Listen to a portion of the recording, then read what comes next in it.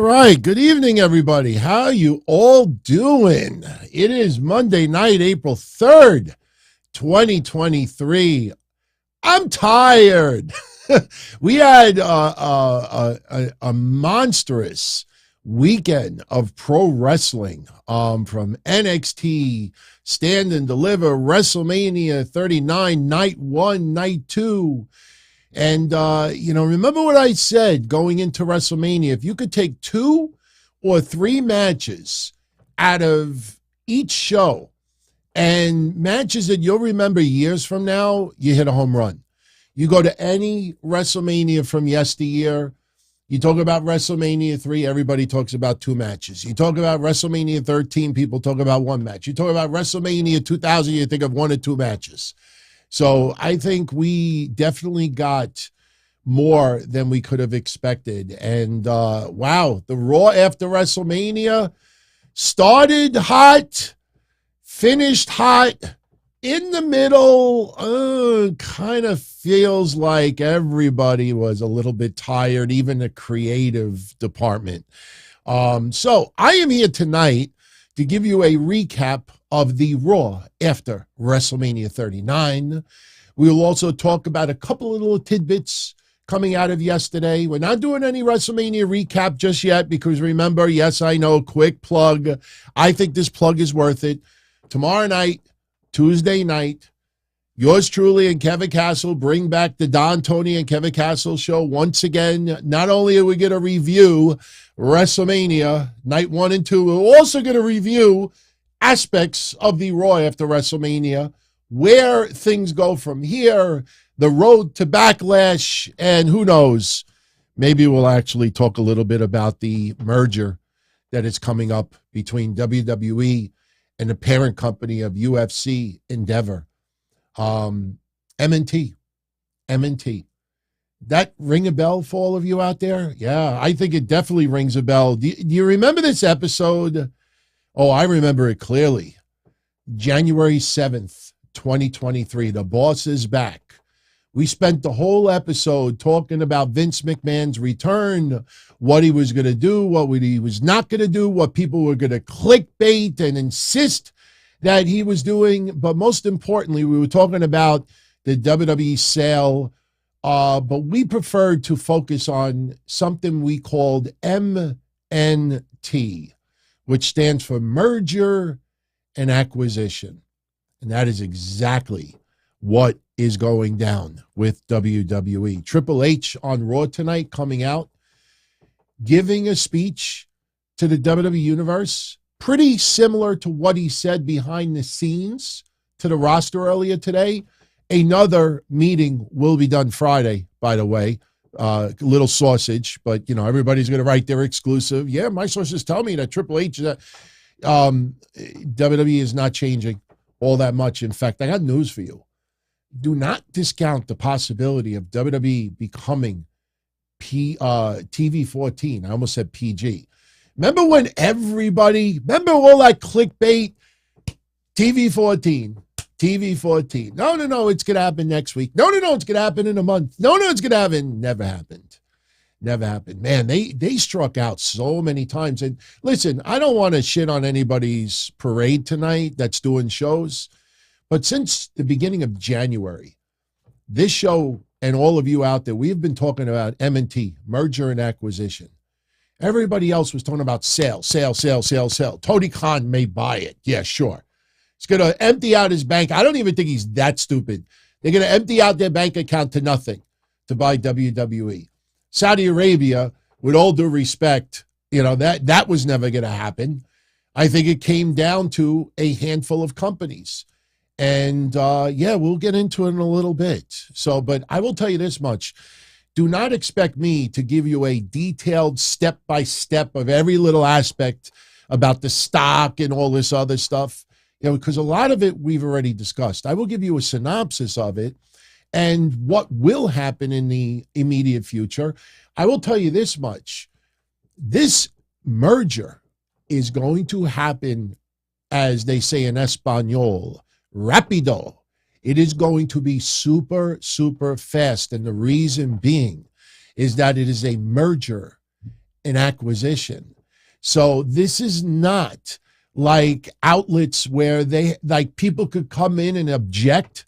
Now, you know, you're going to get those law firms every year or two. They sue WWE. It's the same suspects. No sites will tell you that. Simple little research, 10 minutes of research, you realize it's like 2 law firms out there that every year or two they sue WWE for unfair practices and all. Because you know what they're trying to do? They're trying to find the right formula where WWE's like, just cut him a check. Tell him let's settle. Nah, WWE, man, just like MLW, we ain't settling with those motherfuckers. You know, we're going to fight them to the end. You got that kind of money like that, as Paul Heyman said tonight to Cody Rhodes. That is called holding the cards. So, you know, this is going to go through pretty quickly. The board of directors for Endeavor and WWE have already approved this. That is huge. Plus, when you listen, if you own WWE stock, read the press release as far as what's going down and look at how much they're purchasing the stock for. People are really, listen, the only people who are going to be triggered by this is the internet wrestling community. Because Mr. McMahon, now we can't use this photo anymore. We cannot use this photo anymore because, yeah, I mean, yeah, you know what was funny about it? A lot of people think that the motherfucker looks like me now. I mean, go figure. I know we got a Vince McMahon picture somewhere over here, but the motherfucker looks like me, Vince McMahon, complete with the mustache. I gotta pull up a Vince McMahon picture with the mustache. Listen, I got to be honest with you. When I saw the picture of him, here it is. Everybody's like, TT, that's you. He's just not fat. Go figure that I cut my hair a little bit too short. Listen, I'm going to let my hair grow long. I'm going to let it grow long, and then I'm going to grease it back, and then I'm going to trim my mustache so it looks like a pussy landing strip. And I'm telling you, I'm going to look like a fat version of Vince McMahon. And then I'm going to sit here and go, shut up! Oh, hey, the motherfucker's 80 years old. Of course he's going to have wrinkles and more chins in a Chinese restaurant. But you know what I noticed more than anything? Fuck the mustache. But it is kind of funny because it does look like, it looks like they went to the barbershop that Carmelo Hayes attends. And somebody was like, look at the mustache closely. Look at the right side. It would be, if you're looking on the screen, look at the left side of the mustache. It almost looks like somebody was trimming it nicely, and then the phone rang, and it went. It's like, I'm telling you, it looks like a landing strip. Seriously, it's almost like some chick out there that might have been bald, or maybe Vince is like, I'm into landing strips, and maybe somebody like glued a landing strip down in their private part, and Vince went down there, and he came back up to get a break, and that's what it looks like. But you know what I noticed more than anything? My friends, the dye job. I didn't see one place out there talking about his Just for Men. He kind of looks like the non-Latino version of Keith Hernandez. Look at the Just for Men job. The hair dye, the mustache dye. The motherfucker dyed his hair more than anything. I was looking at it, I was like, the hell with the landing strip mustache. This guy dyed his hair. That was, I don't know, man, questionable dye job. Questionable dye job. By the way, for everybody who's joining me, little announcement. Don't forget, we're going to do it next week. I promised you, we deliver. I wanted to spoil it online, but I was told you can't. You can't. But, you know, I talked to 2 or 3 of my friends tonight. They know who they are. Matt Riddle was making his Raw return tonight. By the way, Matt Riddle's girlfriend lives in the vicinity of where WWE was tonight. And Matt Riddle made his return, pretty much beat up The Miz. They will have a match next week. And remember what we promised.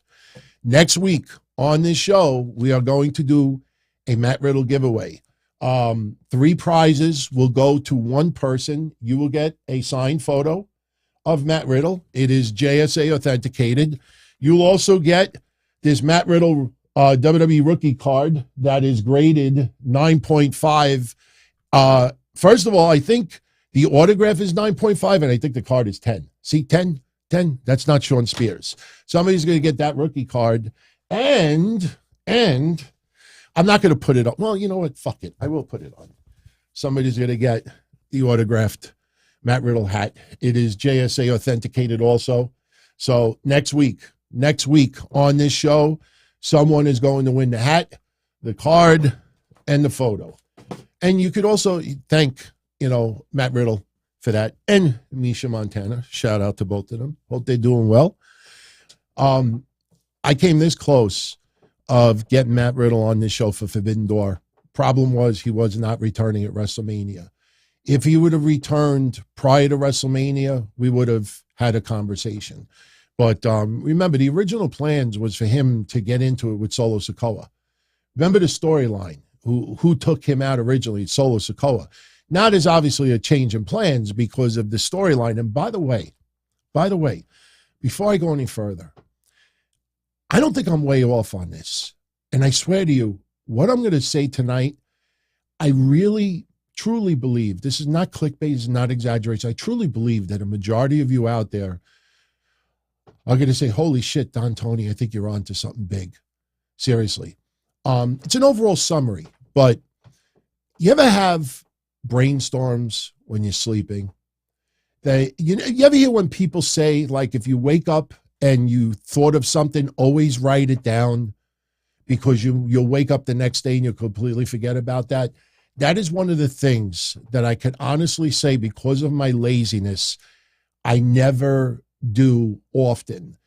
I get these wild brainstorms while I'm sleeping, and I'll wake up and I'll be like, holy shit. And I don't write it down. And then the next day I totally forget about it. And I'm like this, I'm like, come on, remember, it was big. Sometimes I jot it down, but most of the times I don't. I think there is a legit term called sleep storming. I think that's what it is, when you brainstorm while you sleep. And I truly believe that some of our greatest brainstorming happens while you sleep. And I'm going to throw it out there right now. All right. This is not news. We do talk about news here, but I'm not a journalist. I opine. I give you my opinions, my reactions, my analysis. But last night, watching WrestleMania 39, Cody Rhodes losing. When we did predictions, Kevin and I, last week, I predicted Cody Rhodes winning. But one thing that Kevin Castle was actually changing my mind about, and you can check out last week's prediction show, it's right there. He predicted Roman Reigns. And the reason why he predicted Roman Reigns is because he feels WWE needs him or wants Roman Reigns to get to 1,000 days. My friends, I tweeted. None of the bigwigs out there will retweet it, won't post it because someone else put it out there. But little tidbit to keep in the back of your mind. What date does Roman Reigns reach 1,000 days? He reaches 1,000 days on May 27th, 2023. Why is that date important? Well, that just happens to be the same day as King and Queen of the Ring in Saudi Arabia. You think of $10 million per event deals. WWE in Saudi Arabia, his 1,000th day happens the same day as King and Queen of the Ring. Now, that is still almost 2 months away. It is still almost 2 months away. Cody Rhodes wants a rematch. Now, like I said, we're not going to talk too much about this now, because Kevin and I, tomorrow when we get into WrestleMania, we'll talk about Backlash and everything, but this will lead to something else. But Cody Rhodes wants a rematch. Right now, Roman Reigns says no. And Brock Lesnar turning tonight is great, because everybody was reporting earlier that Brock Lesnar, that's it. WrestleMania against Omos, he did what he had to do. Now he's going to disappear for a while. Oh, fuck that. Not just yet. Cody Rhodes, the bump in the road, and that is a huge bump. he is going to have to deal with a beast for the next bunch of weeks. Will it incorporate a storyline with UFC? I doubt it. I don't see that at all. I was joking earlier today that I can imagine some assholes out there reporting that WWE changed their mind about Cody Rhodes because of now with them merging with UFC, that Conor McGregor will fight Roman Reigns because Conor McGregor recently told Paul Heyman to shut the fuck up, otherwise I'll break your jaw. Cody Rhodes losing yesterday. I was a little bit baffled by it. Obviously, the WWE Universe in droves hate it. The most hilarious thing about it was when Triple H did the recap yesterday, the press conference. Triple H said something that Kevin and I said last week on the predictions, that I said the week before, and I think we even joked about it on the NXT Stand and Deliver when we were going off the air. Sami Zayn, when he lost at Elimination Chamber, Sami Zayn went on SmackDown the following week, and Sami Zayn said, you know, I didn't finish the story because in WWE you never finish the story. Anybody remember that? We talked about it a few times. WWE picked up on that and said, ooh, we like that. We use it for Cody Rhodes. So Triple H yesterday, go Google the news outlet. People are writing Triple H gives bizarre reason why. Oh, wait. Bizarre reason. Because the story never ends. Just chapters keep adding. Episodic television. I mean, it's kind of funny but here's the deal. I still went to bed last night wondering, like, the story was perfect. Finish the story. I fell asleep around 3 o'clock in the morning. I'm not bullshitting you. I woke up and I was like, oh, fuck. And I started jotting things down. And it has to do with this. And I fell back asleep. I woke up this morning and I had this smile on my face from ear to ear. I had to go online and I had to look. My friends, since Triple H has been in WWE Creative, the head of it, we have seen a big shift in the Bloodline storyline, where Roman Reigns has pretty much been like the leader, and we have Solo Sikoa now. Because remember, Solo Sikoa, September 3rd, I got married. I went on my honeymoon 2 weeks later, middle of September. And I was at NXT when Solo Sikoa showed up and won the North American Championship. So Solo Sikoa in the Bloodline has only been since really late September, October, November, December, January, February, March, about 6 months. So we see this substantial shift in the Bloodline storyline in the last 6 months. Sami Zayn being introduced to it. Solo Sikoa, as they always call him, the enforcer to it. My friends, who does Triple H beloved? Chat room, I need your help with this one. Who does Triple H beloved? You see in NXT, Shawn Michaels refurbishing his storylines from the middle 90s for Roxanne Perez. Thank you, Kevin Milwaukee. He beloves the Nature Boy, Ric Flair. My friends, I will never do this on Twitter. I will break my knuckles. I will put them in battery acid. I will put them through a chop meat machine before I do it. I will never type the words, hear me out. But my friends, I truly believe that Triple H shifting the Bloodline is inspired by the Four Horsemen, managed by J.J. Dillon. Hear me out. Roman Reigns is Ric Flair. The enforcer. You could mix and match any way you want. Arn Anderson was always the enforcer. But when they had Ole Anderson was technically the enforcer. You had Tully and Arn, which was one of the greatest tag teams, and that's the Usos. And you got Solo Sikoa, and J.J. Dillon is pretty much Paul Heyman. Let me go further. Why did Cody Rhodes lose yesterday? I had to refresh my memory. Ric Flair versus Dusty Rhodes. My friends, how many times in 26, 27 years doing hotlines, podcasts, webcast here, have I said Dusty Rhodes is not one of the greatest NWA heavyweight champions of all time because he only carried the belt a couple of weeks combined, maybe 90 days combined of all of his reigns. He was the greatest chasing for the title. And Cody Rhodes winning the first time around would have been so not Dusty Rhodes. Who was Dusty Rhodes' biggest foe and catalyst? And I started doing some research, and I got to show you this.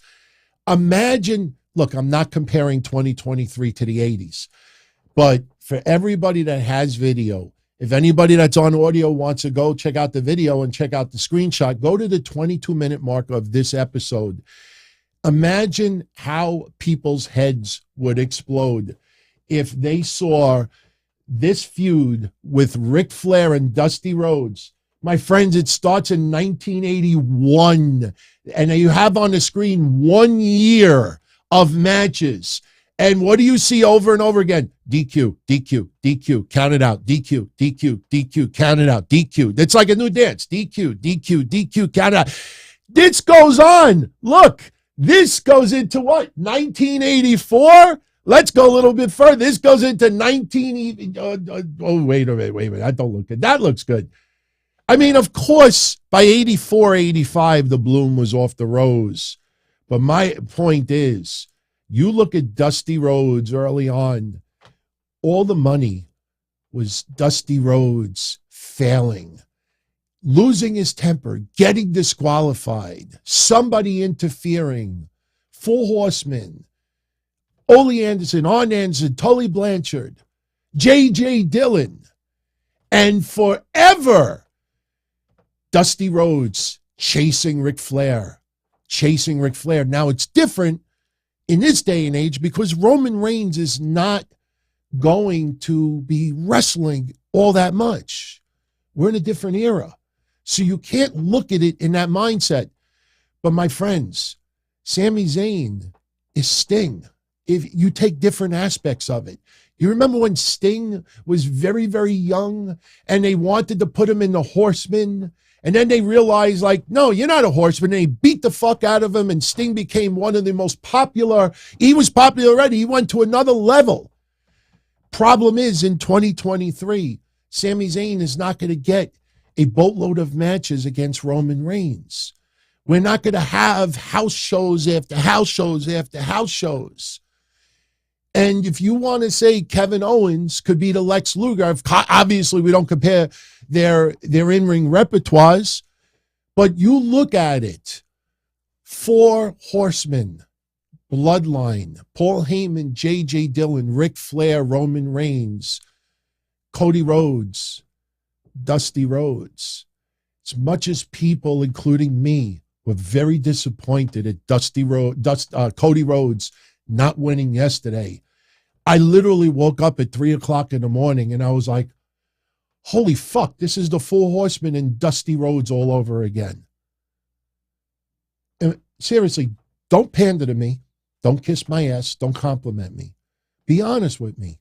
What do you think? What do you think? Now, people have talked about the Four Horsemen and the Bloodline before just because they're a faction. You think about Triple H's beloved, his love for Ric Flair, the Horseman, and taking that template and using it with the Bloodline. And here, you want a little bit further? One of Arn Anderson's most infamous quotes was, adversity introduces man to himself. Adversity introduces man to himself. What did Kevin Patrick talk about tonight with Cody Rhodes? Cody Rhodes battled adversity yesterday, learned himself adversity. I'm telling you, I truly believe that the foundation of the Bloodline under Triple H, head of creative, is inspired by Ric Flair, the Four Horsemen, Sting, And you could take elements from 1981, 1984, 1988, put it all together. Shawn Michaels doing that template for Roxanne Perez. Now you start understanding a little bit more why Cody Rhodes losing yesterday makes sense. Chase. Brock Lesnar got booed out of the building tonight. Brock Lesnar still gets the most insane pops, but even Brock Lesnar, the fans turned against for attacking Cody Rhodes. Cody Rhodes is almost Teflon right now.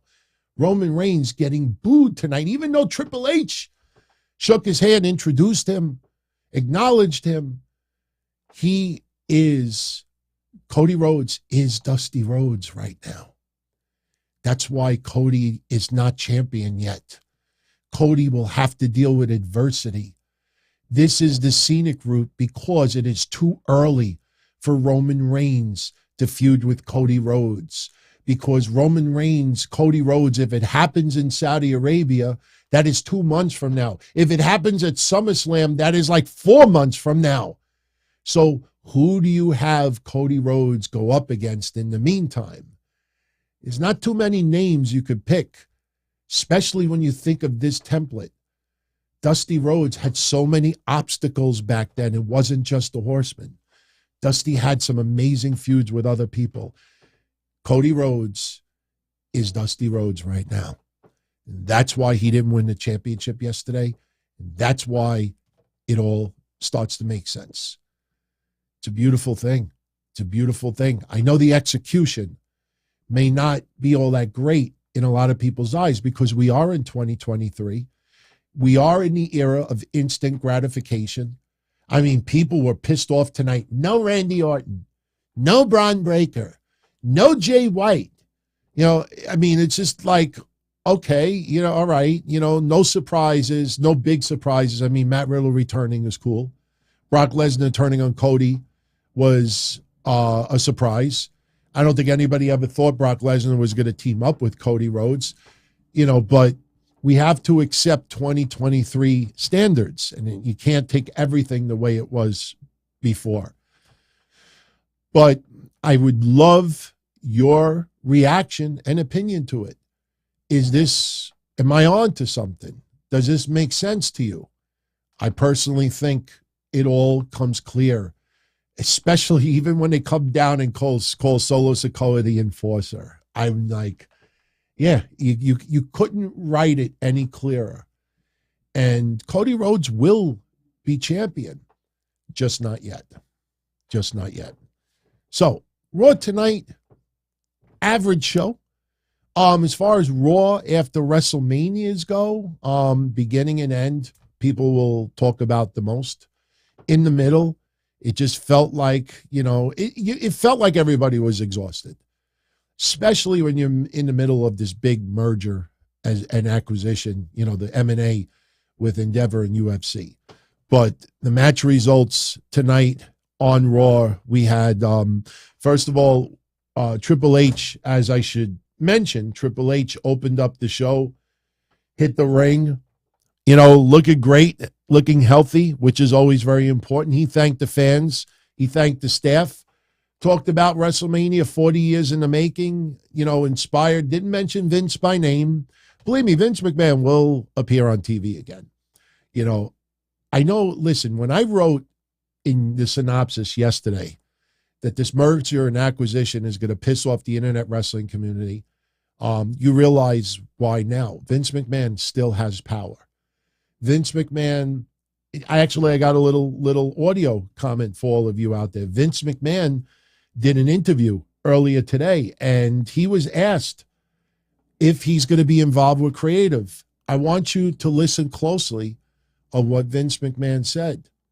Check this out. It's only about 20 seconds. On the creative side, Vince, do you plan to be as involved as you have in the past on the creative side?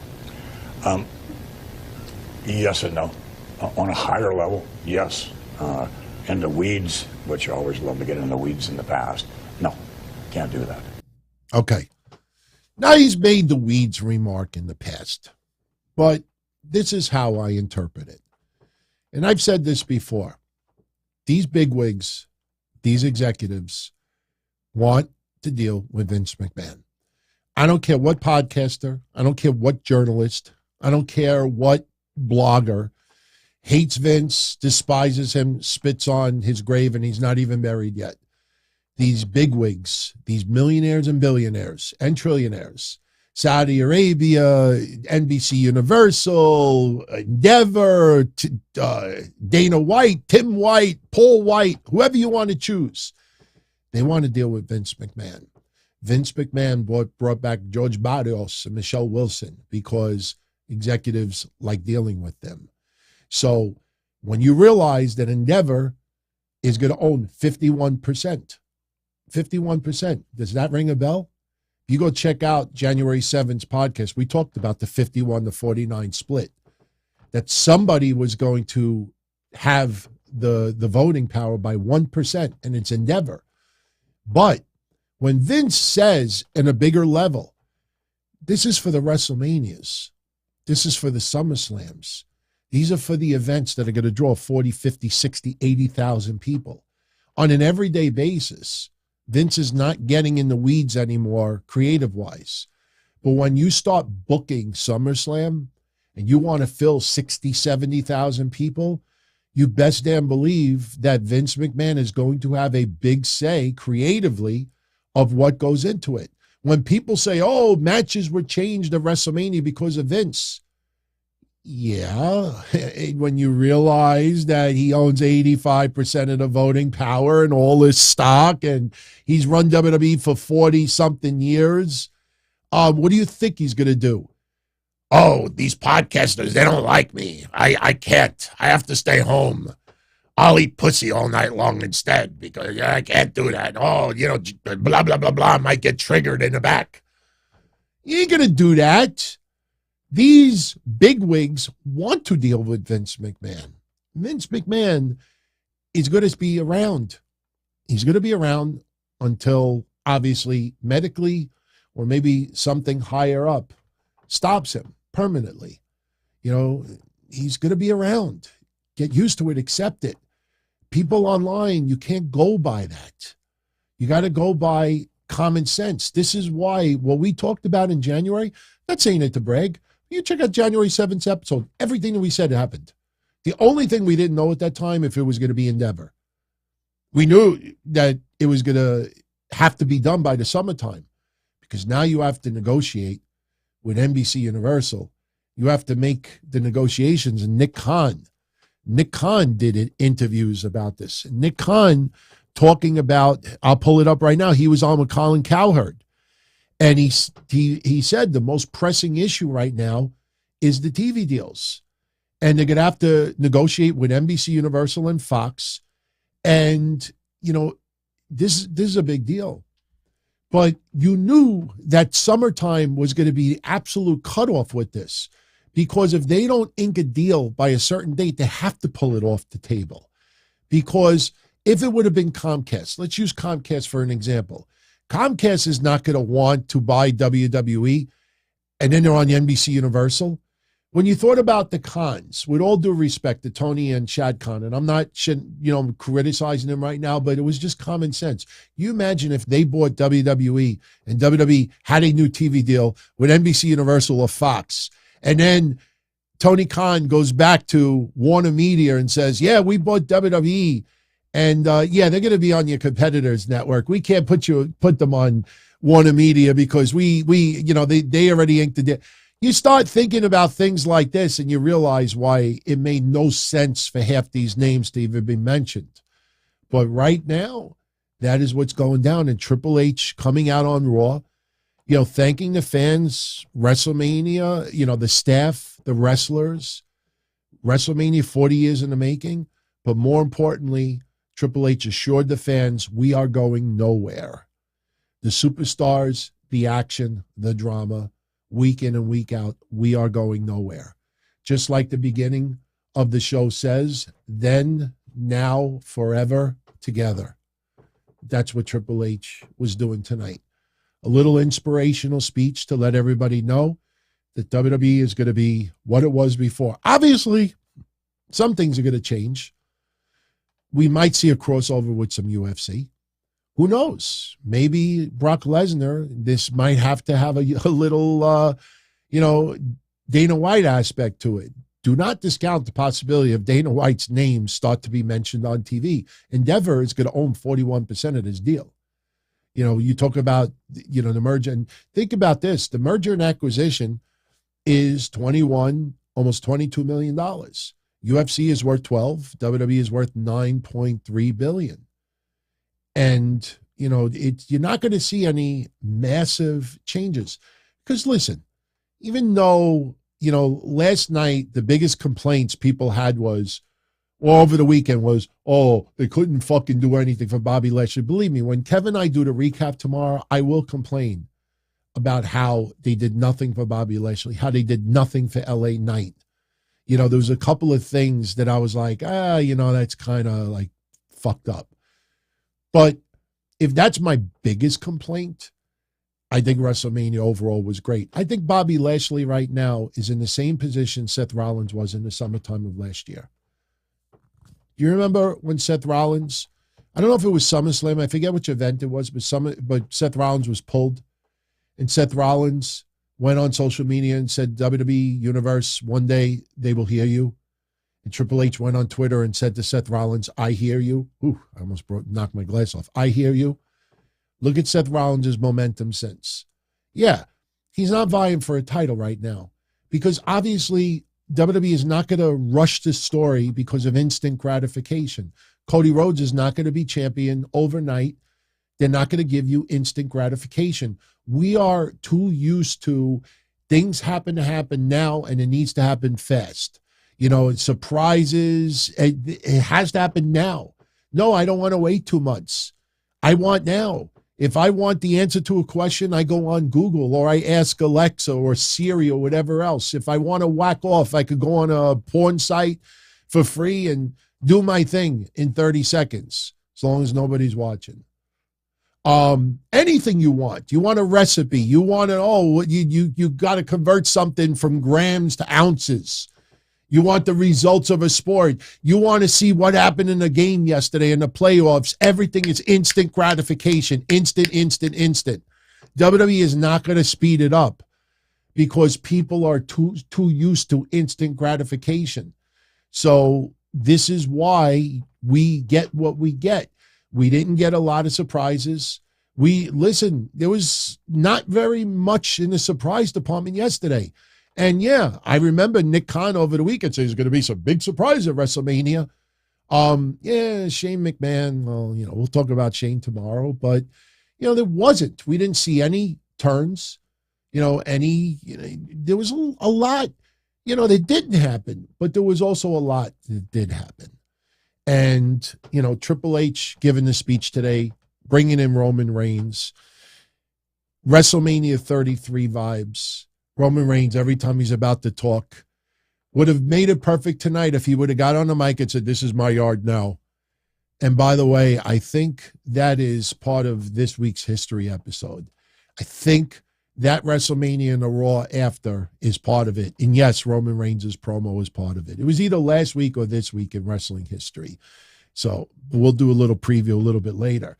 But Roman Reigns coming out there, WrestleMania 33 vibes, and the crowd is shitting all over Roman Reigns. They are not happy about what happened yesterday. Cody comes out there, and, Cody, didn't expect the way that this ended up, but there's only one word he wants to say to Roman Reigns, and it's rematch.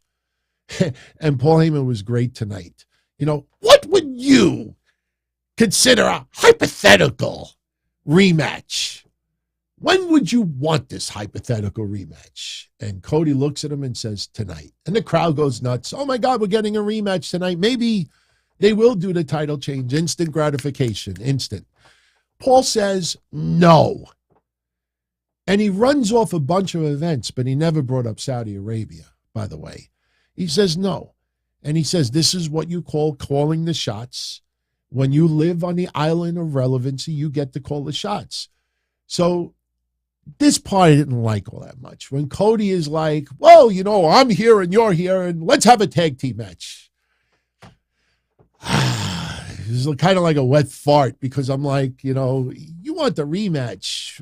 You know, like, all right, you want to put his hands on him. You want to maybe emphasize a little bit more about Solo Sikoa pretty much costing him the championship yesterday.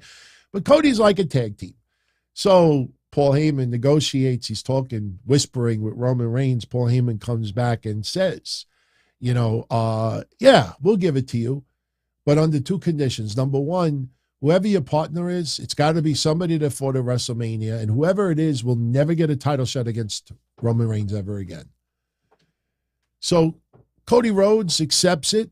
We don't know who Cody's partner is going to be because who wants to give up their opportunity of possibly facing Roman Reigns in the future? Well, you know, long-term booking. Brock Lesnar's music hits. Brock Lesnar comes out there.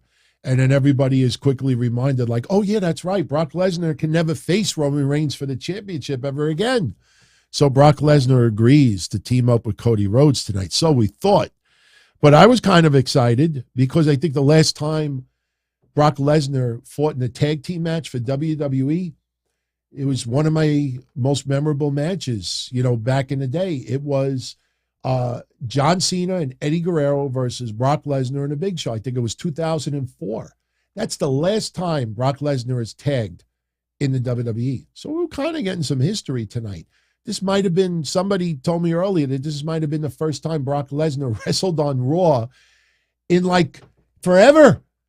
And I didn't have time to do the research on it, but I was like, whoa, okay, this is interesting. But, you know, a lot of you online, including me, you know, we kept thinking to ourselves, like, why would Brock want to team up with Cody Rhodes? And a lot of people out there thought, oh, maybe Brock's going to turn on Cody. And it makes sense. You know, at minimum, Saudi Arabia is 2 months away. SummerSlam is even longer than that. So you have to divert Cody away from Roman Reigns for a little while. And that's what everybody was thinking. Everybody was thinking that the match will go down tonight. We get a little history, but then after the match is over, Brock turns on Cody. We didn't even get the match.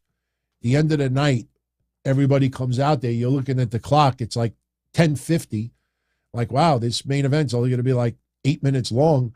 And then Brock immediately turns on Cody Rhodes. Paul Heyman, Roman Reigns, Solo Sikoa, they just leave.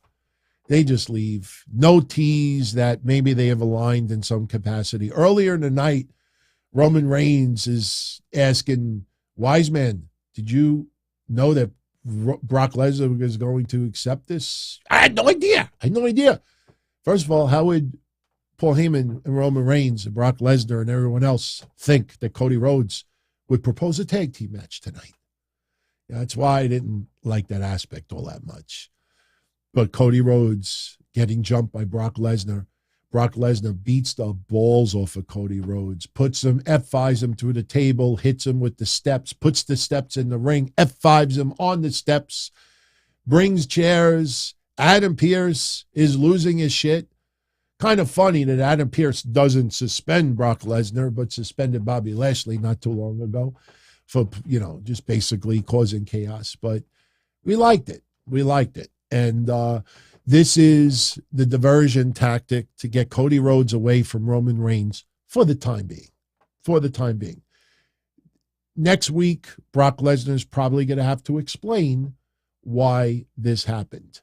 If you wait a couple of weeks, I think people are going to say it's a little bit old. You know, it's got to make sense. We'll see where it goes. But this is obviously a diversion because Roman versus Cody is not happening right around the corner. They have to shift it. And you know what? Even though outside of the beginning of ending Raw tonight, Raw was kind of average at best. Not a very good overall Raw after WrestleMania. But you have to admit, they did a good job shifting Cody Rhodes away from Roman Reigns for a little while.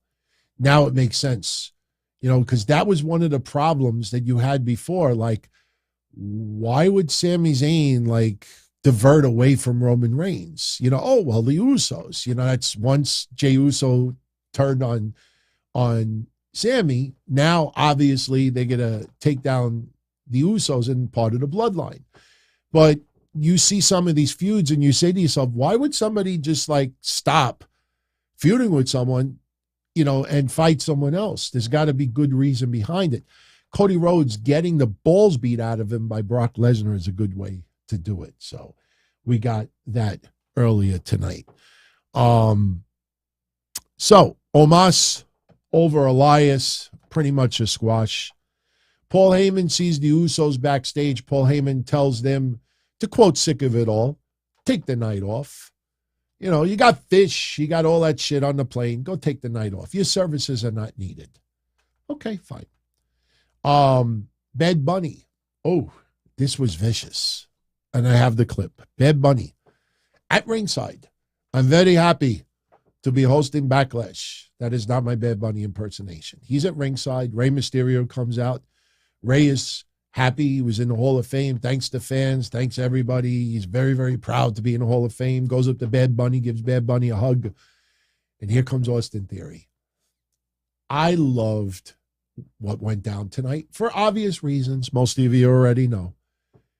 I got ripped apart by you motherfuckers over the last couple of weeks because I've been saying they should do a legend killer thing with Austin Theory. Like once Austin Theory gets past John Cena, he should go after Rey. He should go after Edge. He should go after this. And tonight, Austin Theory comes out, interrupts Rey's speech, and he's talking about beating the legend John Cena, and he's beating our childhood heroes, or your childhood heroes. I'm too old for that. But I loved it because I saw people tonight, if he does a legend killer thing, I'm actually good with that. I don't think it's going to be that long. But Austin Theory challenges Rey tonight, and he beats Rey Mysterio with help from Dominic Mysterio. Here's where it gets interesting. After the match is over, Dominic is beating on Rey, and Damian Priest is there. Dominic goes by ringside to Bad Bunny, gets into his face. Bad Bunny just nails him. Nails Dominic right in the mouth. Now, we know the history with Damian Priest and Bad Bunny. And Damian Priest is like, why did you get involved? You should have stood out of this. But meanwhile, if you go back and you watch it, Dominic got in Bad Bunny's face. So Damian Priest pulls Bad Bunny over the barricade, and then Dom gets it his face again. He's about to attack Bad Bunny. Bad Bunny turns around and whacks him again. Nails Dominic Mysterio. Knocking Dominic Mysterio on his ass. Anybody that does it gets monster pops. So Bad Bunny does that, and now Damian Priest flips out. And I hope Bad Bunny is not injured in this. Because if you look at this closely, it looks like either Bad Bunny did not push off, or maybe because he didn't push off strong enough that Damian Priest couldn't get enough lift. And if you look at it closely, this looked, just look at your screen, just look at it closely. Oh my God, look at his fucking neck. Just focus on Bad Bunny's neck. It looks like he didn't get lift. And I think Damian Priest was just trying to like pull him up as high as he can. Just look at the whip, watch it, look. Oh my God.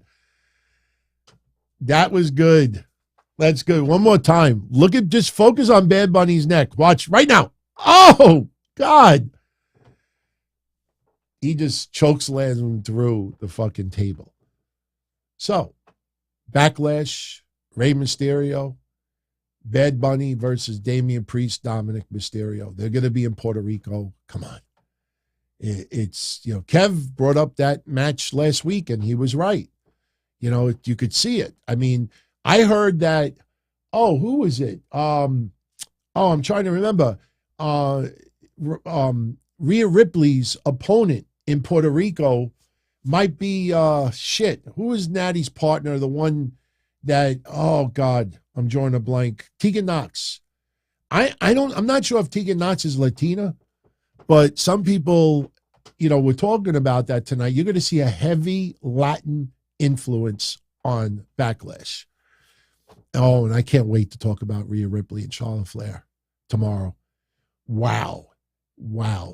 That was incredible. Yes, you realize now all the clickbait about Charlotte and Rhea closing out WrestleMania, was never going to happen. But in hindsight, if we knew we were getting what we got for night one, I don't think anybody would have objected. Austin says Tegan is from Wales. So, maybe, I don't think Raquel Rodriguez. No. Raquel Rodriguez versus Rhea Ripley is way too soon. Next week, Liv Morgan and Raquel Rodriguez are getting a title shot against Lita and Becky Lynch, because tonight, Liv and Raquel beat Damage Control. So they get the number one contenders match next week on Raw. Now, remember what Kevin and I talked about last week about if Trish Stratus turns heel. Remember the scenario. I helped you get that championship. I'm the reason why you got those championships, and I'm the reason why you lost those championships. Are they going to lose it next week? It's a little too soon. I think Trish gets the payday in Saudi Arabia. I think she gets whatever the amount is. I don't know what Lita got for Saudi Arabia, but it was big. So Trish getting the payday in Saudi Arabia, I think that is around the corner. So Kevin Owens, Sami Zayn, they come out, cut a promo. Crowd is chanting, "You deserve it." Kevin Owens is like, "You're damn right, but you all deserved it as well." Sami Zayn wants to celebrate, wants to party. Kevin Owens is like, "My type of celebration is beating up people, fighting people." So they issue an open challenge. Come out here if you want to match with us. And the Street Profits accept. Oh, boy. Street Profits, they win at WrestleMania. We think, oh, okay, maybe they'll be the first feud for Owens and Zayn.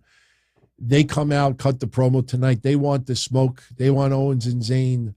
And Montez Ford, not even Angelo Dawkins, Montez Ford eats a stunner and eats a haluva kick and gets pinned clean.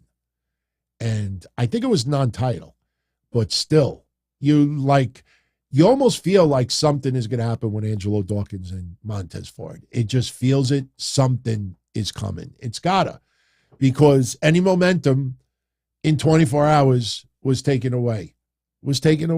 Seth Rollins comes out. He celebrates a little bit. Bobby Lashley's in the back. He is frustrated, pissed off. Mustafa Ali shows up. Before Mustafa Ali shows up, Bronson Reed shows up. I don't know what the fuck he was dressed. He looked like he was a pimp. And now Bobby Lashley to Bronson Reed is like, "Hey, you're like my uncle." I am not going to do an Australian accent. "You're like my uncle, and I'm your nephew. Or you're like the teacher, and I'm the student." And Bobby Lashley, like, you want an ass kicking? No, not tonight. I'm wearing red and shades and all this other shit. So obviously this is leading to something. So Mustafa Ali shows up, and Mustafa Ali's like, "Bobby, you got to be more positive. You got to be positive, Ali. Blah, blah, blah, blah, blah. Don't say no. Don't accept no." Bobby Lashley's like, "All right, I'll beat your ass tonight." "No." Bobby Lashley's like, "Oh, no, yes." And Bobby Lashley pretty much beats Ali like that. Dolph Ziggler is going to need to interact with Ali soon, and they have to make that makeshift tag team and do a little bit more comedy out in the ring and get some wins. Otherwise, Ali, oh boy. That's all I could say. Interesting tonight. Bianca Belair, Rhea Ripley, they had a little face-to-face. And Rhea Ripley won the popularity contest with the fans. When Bianca came out first, crowd was completely behind her. She cuts a promo. She wants to give a little bit of a shout out and a credit to Asuka. If I'm going to be the EST, I got to beat the best. And before, we think Asuka is going to come out, here comes Rhea Ripley. And Rhea Ripley, she gets on the mic and she says to Bianca Belair, "Yeah, you are the EST. You're the luckiest. LuckIest. You're the luckiest, because I chose Charlotte instead of you." And she's basically almost issuing a challenge to Bianca Belair. And the crowd is behind Rhea. They're chanting, "Mommy, mommy, mommy." Bianca gets on the mic and a little bit kind of like wet fart.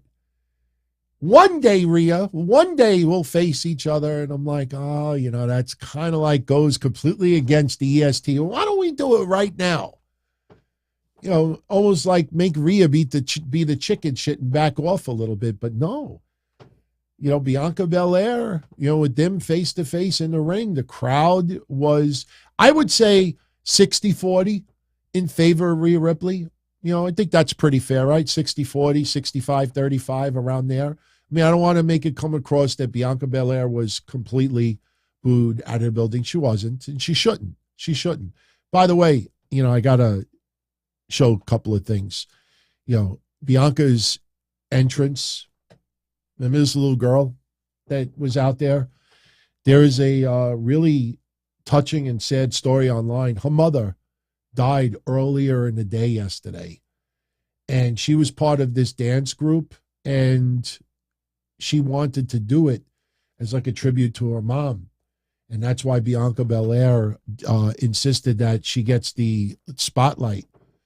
Beautiful little story, man. Really sad. I don't know the details behind the mom passing away, but my God, could you imagine somebody that young losing their mom the day of WrestleMania? Oh, that's just awful. If I could be a little bit more lighthearted about WrestleMania yesterday, I was going to put up a photo montage today, but everybody and their mother's done that already. But remember the cinnamon toast crunch emoji yesterday? Sal Ruka of NXT was under that outfit. Trish Stratus was showing off that her outfit at WrestleMania was a recreation of her outfit from like 18 years ago. She also posted this photo that she got from WrestleMania, which I think is fucking awesome. There was some fun photos yesterday, but I got to share with you two. One is my favorite photo, and one is a little disturbing. Warn you now, if you don't want to see this photo, step away, close your eyes, don't look at the screen. I will tell you when you can open your eyes, but Finn Balor yesterday against Edge. For those, obviously, if you saw the match, Edge hit Finn Balor with the ladder. Finn Balor legitimately got busted open hard way. We didn't know the severity of it, but the reason why they did not show the camera, and if you look at Edge back then, Edge went under the ring, looked for something, got a toolbox. We thought he was going to get the wrench and maybe he's going to do something to Finn Balor's ear. And after all of that, Edge goes back in the ring with nothing. Nothing. It was all diversion. But what they were doing while the cameras weren't focused, what they did was they took lidocaine and they actually put a needle in Finn Balor's head over where the cut was and put lidocaine to numb it for a few seconds so they could staple the wound shut as quickly as they could. It was temporary sutures, obviously, but they have doctors at ringside prepared for serious injuries like that now. So they actually injected lidocaine on the top of his head and then put sutures. This is a picture of Finn Balor's injury. Again, close your eyes if you don't want to see it. I will show it to you for a couple of seconds, but there it is. That is the gash that Finn Balor had on his head. That is, oh, my God. My God, give that motherfucker credit, man. I think adrenaline took over, and he was great. I mean, yes, in a losing effort. Believe me, we didn't want this to be the result. And no, that's not from yesterday. That's actually his match from Roman Reigns.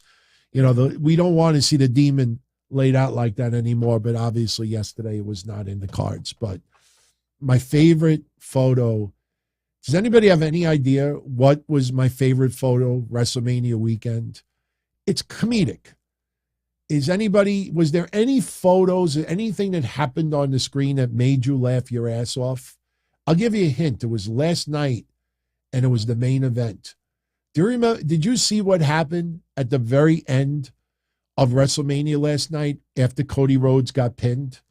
Did anybody happen to see in the ring somebody threw a chicken? Somebody threw the fucking plastic chicken in the ring. There's a close-up. Look, the chicken. My friends, I found the chicken. I found that is a legit photo. That's not Photoshop. Somebody threw the chicken in the ring with Cody Rhodes. Look. I found him. It's the chicken. See, I found the chicken. Look, am I wrong? Look, that's the chicken. That's the chicken. Yep. Somebody threw the chicken in the ring with Cody Rhodes, the chicken. Brad Shepard's dick could probably fit in this, for real.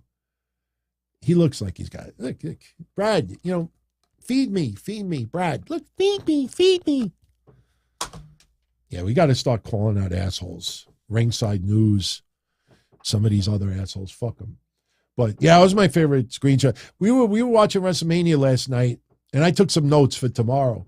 And right as I go off the air, I'm typing something, and my wife says, "Is that a chicken in the ring? That looks like your chicken." And I'm like, "Huh? What are you talking about?" And I look, and I see this. There's literally a fucking rubber chicken next to Cody Rhodes yesterday. Oh man, that was great. So, anyway, after Liv Morgan and Raquel Rodriguez beat Damage Control, we get the shot next week. Miz comes out there, he complains. After what happened to WrestleMania, Shane McMahon legitimately got pretty injured yesterday. Give credit for, I forget that female's name, the referee, Edge's favorite referee. I can't remember her name right now. I always forget it. She actually told Snoop Dogg, "Could you do the people's elbow?" She actually told him, "Do the people's elbow" on The Miz. They improvised at the very last minute. Jessica Carr, thank you, VJ. Props to Jessica Carr, man. I'm telling you, she's great. I mean, look, there's a few referees there that are great, but Jessica Carr, if you go back and you watch it after Shane got injured, just watch her closely, and you'll see her asking Snoop Dogg, "Could you do the people's elbow?" Snoop Dogg was good yesterday. I couldn't complain about Snoop Dogg. I mean, I've been pretty harsh on Snoop Dogg over the years, but I could see why people really beloved him. And he was funny as I still wish it would have been LA Knight on the opposite side. I don't regret it now after seeing what Snoop Dogg did. Plus, when he came out with Rey Mysterio and he's coming out to his own music, and that's flashbacks for me, man. That is flashbacks. And then, Ray with Eddie's music. Everything was good. So, and the main event, as we said earlier, the match never happened because Brock Lesnar turned on Cody, beat the balls off of him. We go off the air. So next week, all we know is that Matt Riddle is going to take on The Miz, and we're going to see the women's tag team championships on the line. There was a backstage interview tonight with Lita, Trish, and Becky. And, Lita's cutting a little bit of a promo talking about the match next week. And Becky Lynch is like, great, I'm sick of dealing with Damage Control, and now we could start adding prestige, elevating these championships, and it starts next week. And Lita and Becky walk off, and Trish is standing there with Byron Saxton, and Byron's like, and Trish leaves. So you could see something is brewing with Trish. Something's brewing with Trish. So again, beginning was great. End was great. The middle felt like a regular Raw. Hey, I'm not going to be too hard on it because we just got spoiled with a tremendous WrestleMania. Night 1 and 2 was outstanding. Outstanding. And once again, one more cheap plug. Tomorrow night, Kevin and I will be recording the WrestleMania review. We will also talk about the Raw that went down tonight. A couple of aspects of it. We're not going to get into a recap. We're just going to talk about what is going to come from this to lead to Backlash and beyond. And maybe we'll talk a little bit about the deal with Endeavor as well. But now, how we're going to do this is simple. Kevin and I are going to be on Patreon at 10 o'clock, and we're going to record it live. Our Patreon friends and family will be there live. They will, interact with us during the recording. But as soon as the episode is over, it'll be online for everybody. Just go to dontony.com and you could access the show there. Again, unfortunately, I can't put it on YouTube because of the music and the copyright and other things. So I'm not going to risk getting in trouble for that. And it's audio only anyway. So dontony.com, it'll be online right around midnight. Might be a few minutes later. And then don't forget, next week we do the Matt Riddle contest. So you definitely want to show up live to be part of it. I don't know if we're going to do Raw predictions because I know a lot of people, aren't the greatest predicting ratings. So maybe we'll just do something in a live chat. We'll let everybody post like a code or something, and maybe we'll do like a lucky number drawing or something. We'll figure it out. I have a whole week to think about it. One last programming note. Don't forget, I'm on little vacation this week. I will be off from Thursday night until Monday afternoon. I will not be getting back to my house, the casa, next Monday until probably 6 or 7 p.m. I will be back in time to recap Raw. I'm bringing my laptop with me, so if I have to make some thumbnails or some shit in the meantime, I will. But so really it just affects Saturday and Sunday as far as shows go. But the history show will be put up tomorrow, as will DTKC show recapping WrestleMania. And then Wednesday, we got Wednesday Night Dynamite. By the way, shout out to Johnny. I mean, I posted it earlier. Of course, nobody, from the elite, appreciates it. But today, MJF got the key to Oyster Bay. It's not a big deal, but, hey, getting the key for your own town is pretty cool. And I've dealt with the town of Oyster Bay many, many times because I have clients that, pull permits from the building department, the licensing division. I have dealt with that building on Audrey Avenue many times. And I got word around lunchtime, like, oh, they're doing a ceremony for MJF. So I posted online. I'm like, hey, if anybody's local, if you want to go to the building. They're going to do it this afternoon. And one of our viewers, Johnny, or listeners, DM'd me earlier today with a couple of candid photos. And he's like, thanks for letting me know. He actually went and, didn't get great shots because it was private ceremony, but also got some shots from outside and in. So, but Dynamite Wednesday, I don't know how much to write, home about, but the House of Black are going to take on Orange Cassidy and Best Friends. Sammy Guevara against Commander, Hook versus Ethan Page, Jamie Hayter versus Riho, the Guns versus FTR. I think everybody's watching it for that match. Because FTR, if they lose, they're out of AEW. Juice Robinson versus Ricky Starks. Blackpool Combat Club will talk. We'll see highlights of MJF Day. MJF will come out there, probably get confronted. I don't know, maybe Darby Allin this time around. Last week it was Jungle Boy. And the Acclaimed will say no to the Jericho Appreciation Society. And they've been wined and dined to be part of the group. They're going to make their answer tomorrow or Wednesday. So the answer is going to be no. But that's what they're doing in the Acclaimed is what they did to Ricky Starks and what they did to others. People want to see the Acclaimed feud with the Guns and get those titles back. Oh, no. Jericho Appreciation Society. They put that bump in the road. So, all right. I'm going to give a couple of super shout outs in a moment. There are a couple of additional things I want to do. Definitely want to pay tribute to someone in a moment that we opened up the show with. First, I just want to give you a little teaser for this week in wrestling history. No, this was not designed because of the Hall of Fame. This happened to fall this week. Yeah, Andy Kaufman getting pile driven by Jerry Lawler.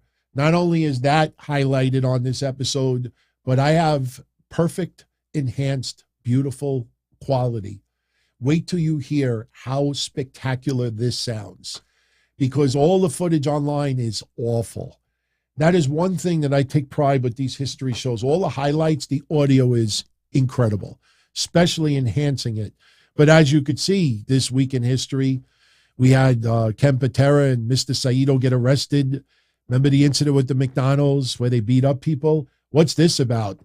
What's that? God rest Daphne Stoll. Love her. But this week in history, something weird went down with her, and you see the word striptease. Striptease. Booker T. Hulk Hogan, we're coming for you. Not going to say it. Bunch of WrestleMania highlights. Paige, I think, makes a Raw debut and wins the Divas Championship. Ultimate Warrior, confrontation with Goldust. Didn't he call Goldust freak? I think he called him a freak that night. Brock Lesnar put the 1 in 21-1. That happened this week in history. You got all these WrestleManias that we covered. But for me, my favorite moment of them all is this. Oh, let's take this off. There you go. Hold on. Take that off, put that back on.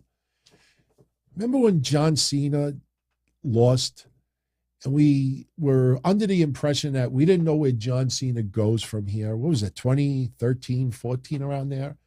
And then all of a sudden, Brock Lesnar's, it was the camera work was, that's what I always remember about the camera work. John Cena is looking around, and we don't know, like, what's his future is in the WWE. And all of a sudden, Brock Lesnar's head pops up on the Titantron, and you hear his music. That place, to quote Michael Cole, was unglued. This is, listen, Jericho's Raw debut is my favorite Raw moment of all time. This is probably number 2 or number 3. Brock Lesnar returning and beating the balls off of John Cena is that, especially when you listen to the audio part of it, you're forced to focus on the audio. So when you hear it, you hear that crowd reaction, it gives you chills, man. That was tremendous. That happens this week. So if anybody out there that wants a little synopsis, if you want to just check it out, you could pause it on the replay and you can see like some of the synopsis. There's a lot of little hidden gems in there. Cesaro becomes a Paul Heyman guy. AJ Lee retires, leaves WWE. There's the Yes Movement. The Yes Movement with Daniel Bryan. It's a lot of great memories this week in history. By the way, earlier today, a lot of you let me know this, but Kevin Owens, Sami Zayn, and Bianca Belair were on the Today Show, NBC TV, this morning, looking very, very dapper, especially, well, you know what? They both look dapper. Bianca Belair looks beautiful as always, so the little picture there. NXT was represented at WrestleMania. I know you can't really see up close with that, but, NXT, they had their, kind of like reminiscent of 2001 when WCW had the Skybox at WrestleMania. Anybody remember that? Kind of gave me vibes of that, but if you're interested, when I go like this, you could check out my recap of Stand and Deliver. We did a recap Saturday. Fun show. Couple of things unexpected, couple of things obviously expected. And one other thing I wanted to show you. Let me show it to you. We opened up the show with this and wanted to just express condolences for Robert Miller, who you all knew as Butch of the Bushwackers. He died today at the age of 78 years old. Bushwacker Luke is the one who actually broke the news online. Real name, Robert Miller, 78 years old. I have talked over the years a lot about the Bushwackers. I'm not going to change what I've said before simply because somebody is put in the Hall of Fame or passes away. I will say this. The Bushwackers were never one of my top favorites in the WWE, WWF. They put a smile on my face. They were feel good. They were, if you were down, they seemed to like pick up your spirits. I never ever thought that they would be tag team champions. I was blown away, baffled, and confused early on because I got the wrestling magazines back then and I saw their bloody feuds as the sheep herders. And these guys, say what you want about Vince McMahon.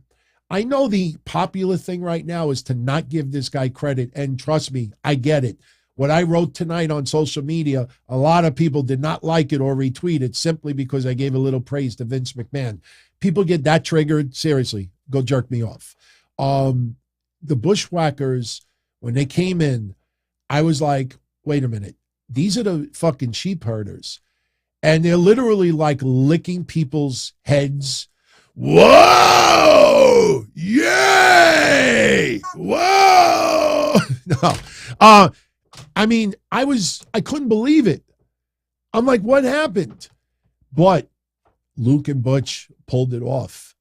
Those guys became one of the most beloved tag teams of the 80s in WWF. You never, as far as me, I never got the vibe that they were a tag team threat for the championships.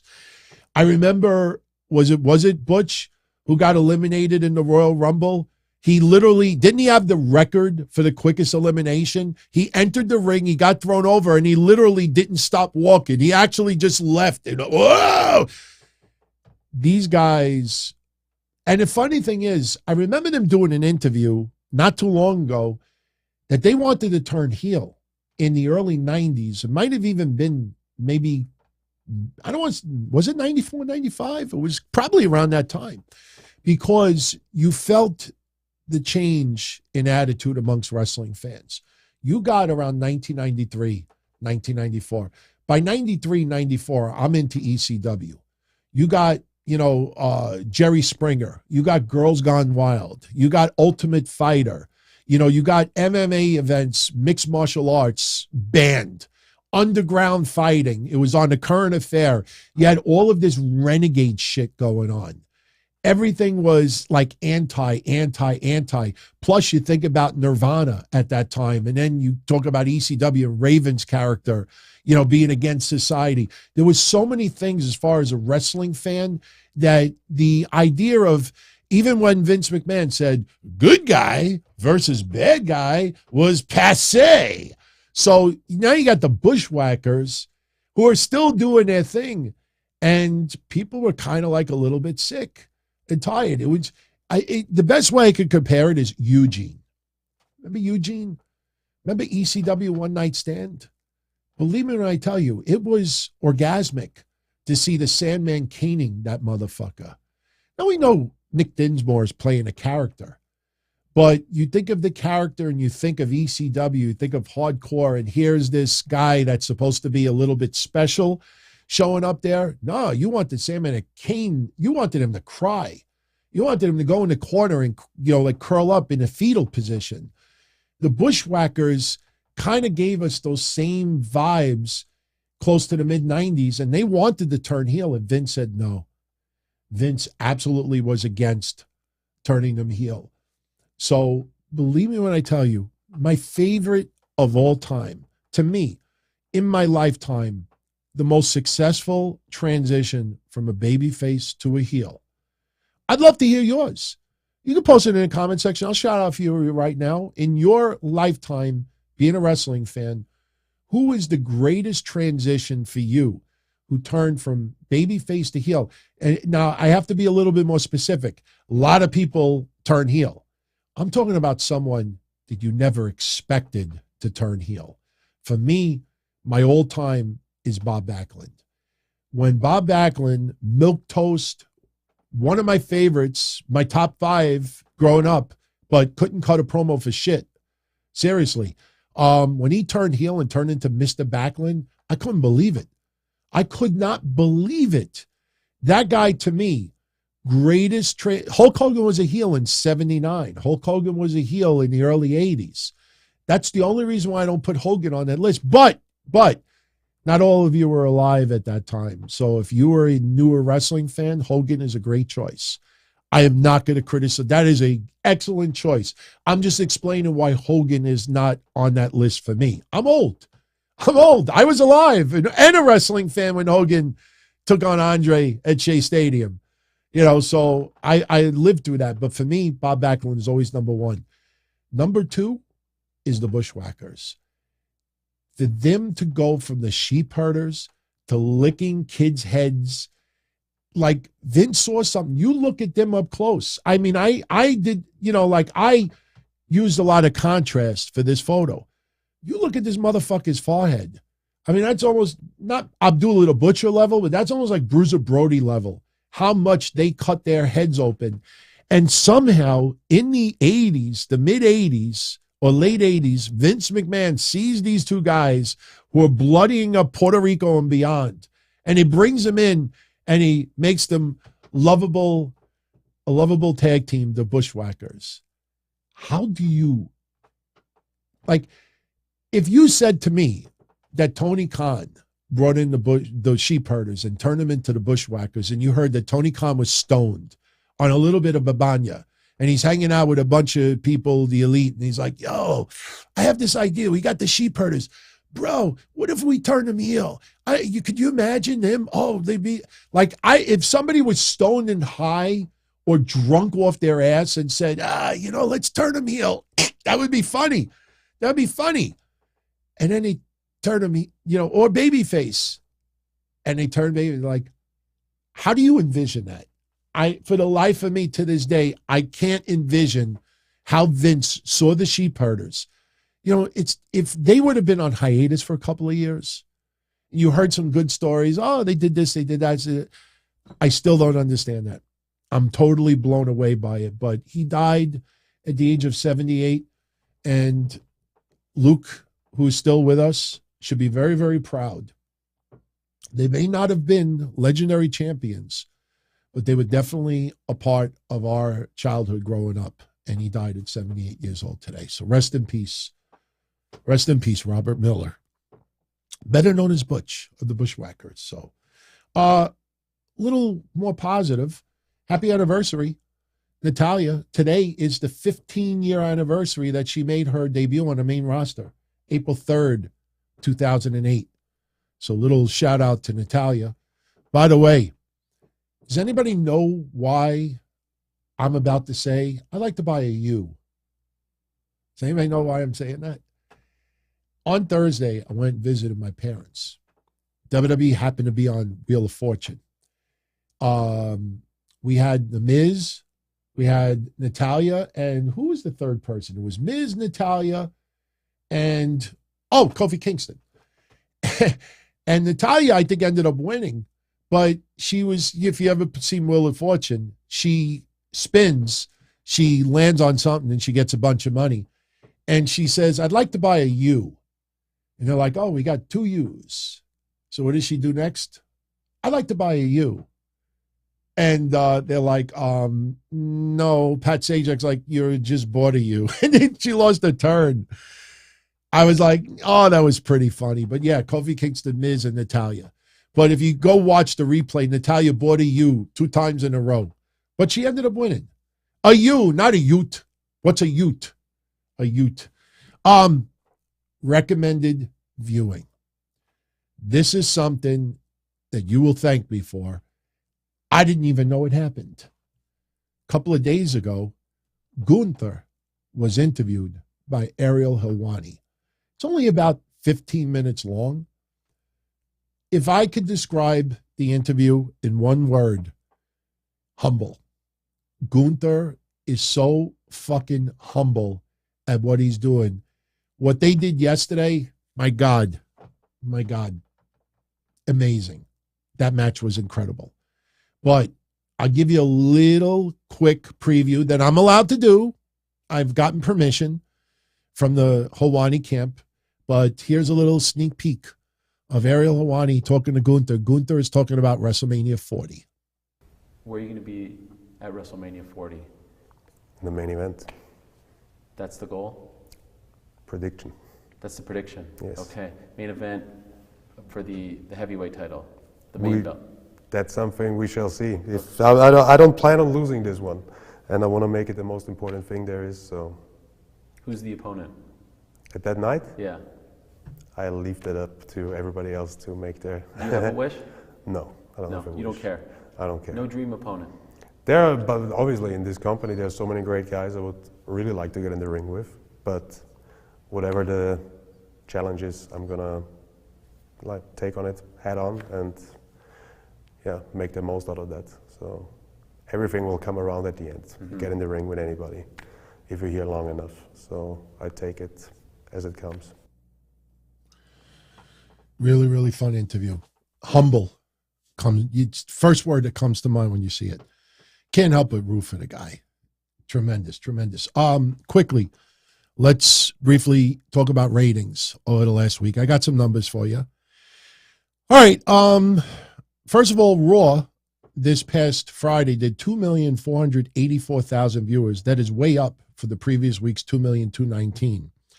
Now, obviously, since the ratings only came out 7 hours ago, we don't have quarter-hour breakdowns yet. But the week before, the high part of the show was Rey Mysterio knocking out Dominic Mysterio after Dom yelled at his mom, and Rey accepts the challenge for WrestleMania. That quarter hour did 2,351,000 viewers. The low point of the night, believe it or not, was the final part of SmackDown, which was Kevin Owens and Sami Zayn brawling with the Usos. It was the lowest, but it was not bad, 2,128,000. Rampage, unfortunately, even though they were in their normal time slot, but I give them a pass this week for a reason. Friday, they did 340,000 viewers. That is down from the previous week's 373, which happened on a Saturday. Keep in mind, we had the Hall of Fame Friday. And Conan Spectacular. I talked briefly about it on the Stand and Deliver recap.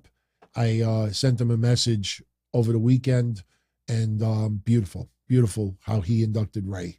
Some people are calling it the greatest induction speech in the history of WWE. Nick Aldis and others have actually made that comment. And a lot of others I haven't seen. I talked about it on Stand and Deliver, but so I give Rampage a little bit of a pass this week. The week before, the high quarter was Will Hobbs versus Penta, which did 451,000 viewers. The low quarter, unfortunately, was Taya Valkyrie versus Layla Gray, which did 325,000 viewers. Impact Wrestling last week did 98,000. That is down from the week prior's 113,000. New Japan last week, down very, very slightly to 46,000 last week. The week before was 48. Dynamite this past Wednesday, interesting, only did 833,000 viewers. That is down from 955,000. And listen, man, right away, because of the low rating, now this comes out. What's next? Listen, I know a lot of you love Tony Khan, but now it's Tony Khan has a very important announcement. What's next when the rating is low? Tony Khan has a super duper, unbelievable, major, gigantic, enormous announcement. It's starting to turn into something. And if you've never heard it before, I'll give you a sneak preview. We're going to talk about it Wednesday. Tony Khan is suffering from a syndrome. This is not exaggerated. If you don't know what I'm talking about, Google the Dunning and Kruger syndrome. Dunning and Kruger. Tony Khan wants to help AEW hire David Dunning and Justin Kruger. That's all I'm going to say. Google it. When you see it, you're going to be like, oh my God, that's exactly his problem in AEW. Not going to say anything else right now. And this is not being funny right now. I am dead serious. I'm as serious as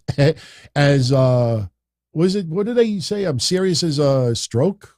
I don't know. Well, anyway, by the way, you could see how much that stroke affected Jerry Lawler.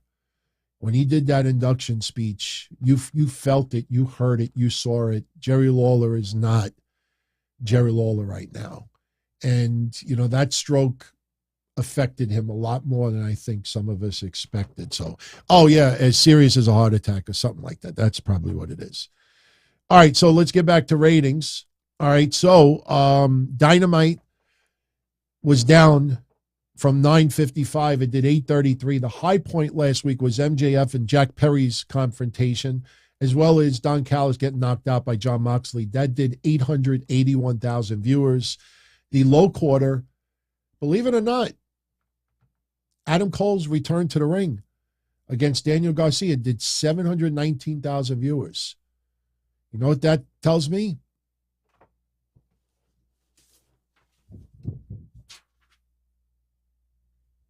NXT levels. It's kind of disappointing. Adam Cole's return after 9 months, 719,000 viewers. That's shocking because I watched it. I looked forward to it. I enjoyed it. I'm a little surprised it was that low. All right. By the way, All Access, the debut last week, did 328,000 viewers. So just make a note of that. NXT last week did 620, up from the previous week's 550. The high point from last week's NXT was the backstage segment with the Schism, and then Roxanne Perez getting her spot back in the ladder match at Stand and Deliver, her segment with Shawn Michaels. And by the way, I don't know if you heard about it. I think Sean Ross Sapp reported it. I have not looked into it yet. So take it right now as, on surface, I have to do a little bit more, investigation. I guess you go research. The Grizzled Young Veterans. Remember the tweet I talked about on Saturday that I said that's kind of a strange tweet? He reported today that they requested their release from WWE. Yeah, that's a big deal. So we'll talk about that on Wednesday. Last week's low point was the D'Angelo family versus Brooks and Jensen. It only did 586,000 viewers. MLW last week, a little increase. They did 54,000 viewers, up from the previous week's 49,000. By the way, next week is the last week of MLW on Reels. Amazing, amazing, amazing that a whole month has gone by that Reels pulled all their advertising. Not one wrestling website has reported anything about this because they want the hand job from MLW and Court Bauer. Did you see what Enzo said about them? We'll talk about it Wednesday, but Enzo was not happy about being advertised. Never signed a contract with MLW. Did it with a handshake, and he's gone from them as well. And Raw last week did 1,843,000. That is up from the prior week's 1,771,000. The high point from last week, Brock Lesnar, Omos, weigh-in, and Rhea Ripley's promo did 2,036,000 viewers. The low point last week, usually gets to the end of Raw. Dolph Ziggler versus Gunther did 1,586,000. 450,000 viewers less. Big drop, big drop. We actually talked about it on the Q&A. If you did not check it out yet, I posted the Q&A yesterday. It is online for everyone, so you might want to access that. And that is pretty much it. So just a couple of other tidbits regarding the deal with Endeavor and WWE. I want to just give you as far as roles for some people out there. All right. Let me just pull up. Okay. The new company will be led by Ari Emanuel. He will also serve as the Chief Executive Officer of Endeavor. Vince McMahon, Mark Shapiro will be President and Chief Operating Officers of both Endeavor and WWE. Dana White will continue his role as the President of UFC. Nick Khan will be the President of WWE. The board of directors will consist of 11 members who will be appointed at a later date. 6 will be appointed by Endeavor. 5 will be appointed by WWE. I don't have the exact numbers in front of me, but I believe Triple H got a $5 million bonus because of this. Nick Khan got a huge bonus as well. So to give you an aspect, now you understand a little bit more now why Stephanie McMahon resigned. Because the idea of WWE and Endeavor getting together for this is not something that happened over the last couple of weeks. This is something that has been discussed for months. The thing is that all of your notorious sources online didn't have a scoop, didn't have anything. In fact, just to show you how desperate they were for news, Steve Carrier, Ringside News, I never tweet him. I know people have called him a creep, a weirdo. You know, he's been like very, very weird towards women online, perverted, disgusting, distasteful, disrespectful. But tonight, it was funny because tonight around 7:30 in the evening, he posts a bullshit tweet that just pissed me off. And he was reporting that WWE stock tanked today, went down a crazy amount. And his sources, a source of his within the stock market, gave this reason why, because the stock is doing, it was going to do this and do that, and that's why it tanked. I click on the article, and the article is from earlier today, and it's reporting that the WWE stock was down to like $7 a share, $8 a share. And that pissed me to fuck off, because soon as I read that, not even 5 minutes after Steve Carrier posted the tweet tonight, I simply went on Google Finance and I pulled up the WWE stock. And tonight, in after hours trading, the WWE stock was up to $90.21 a share. The previous close on Friday was $91.26 a share. If you look all the way on the left, they took the number from 9:30 this morning and wrote it as the major news story. Anybody that has half a brain that knows anything about the stock market, you do not report stocks at 9 o'clock in the morning. You do it by the close of the day, because sometimes people will hear something and might make a rush decision to sell a stock, whether they think they're going to make money off of it or they think that the stock's going to drop, and a bunch of people sell quickly. Then you got other people that are like, oh shit, then let me buy it. The stock dropped to 84. Imagine all of these people tonight or this morning that paid $84 a share and bought WWE stock. By the end of the day, it was back up to $91 or $90 a share. You realize how much money they made? So I wrote to this guy and I was like, you're a stupid motherfucker, because he reported that at 7:30 tonight that his sources was explaining that the stock went down because my source said stock. I'm like, the motherfucker's stock rebounded and it's only $1 down. This idiot DM'd me tonight. I didn't even read it. Like, what are you DMing me? Like, are you afraid to like answer me publicly? You're a clickbait piece of shit. You take something from 6 o'clock in the morning, 9 o'clock in the morning, and you post. Now, I could see if he tweeted at 9 in the morning. Still would have been stupid, but I would have been like, all right, when he wrote it, he wrote that shit at 7:30 at night. 5 minutes later after he wrote it, the stock, I looked, $90 a share, but he was trying to convince everyone that it was 84, and his sources at stock market, yeah, your sources. Twix is like the stock dropped 2% today. Yeah, that's how the stock market works. It goes down 1, 2, 3, 4%. It goes up 1, 2, 3, 4%. That's how the stock market works. Wasn't a major news story, but that's what people do. Anything for a view, a hit, a like. You know how it works, everyone. You know how it works. I'm tired. I think we covered everything. I would absolutely love your feedback about what I said at the beginning of the show. Am I on to something of what I said about the Four Horsemen and Sting and Dusty Rhodes and that whole scenario?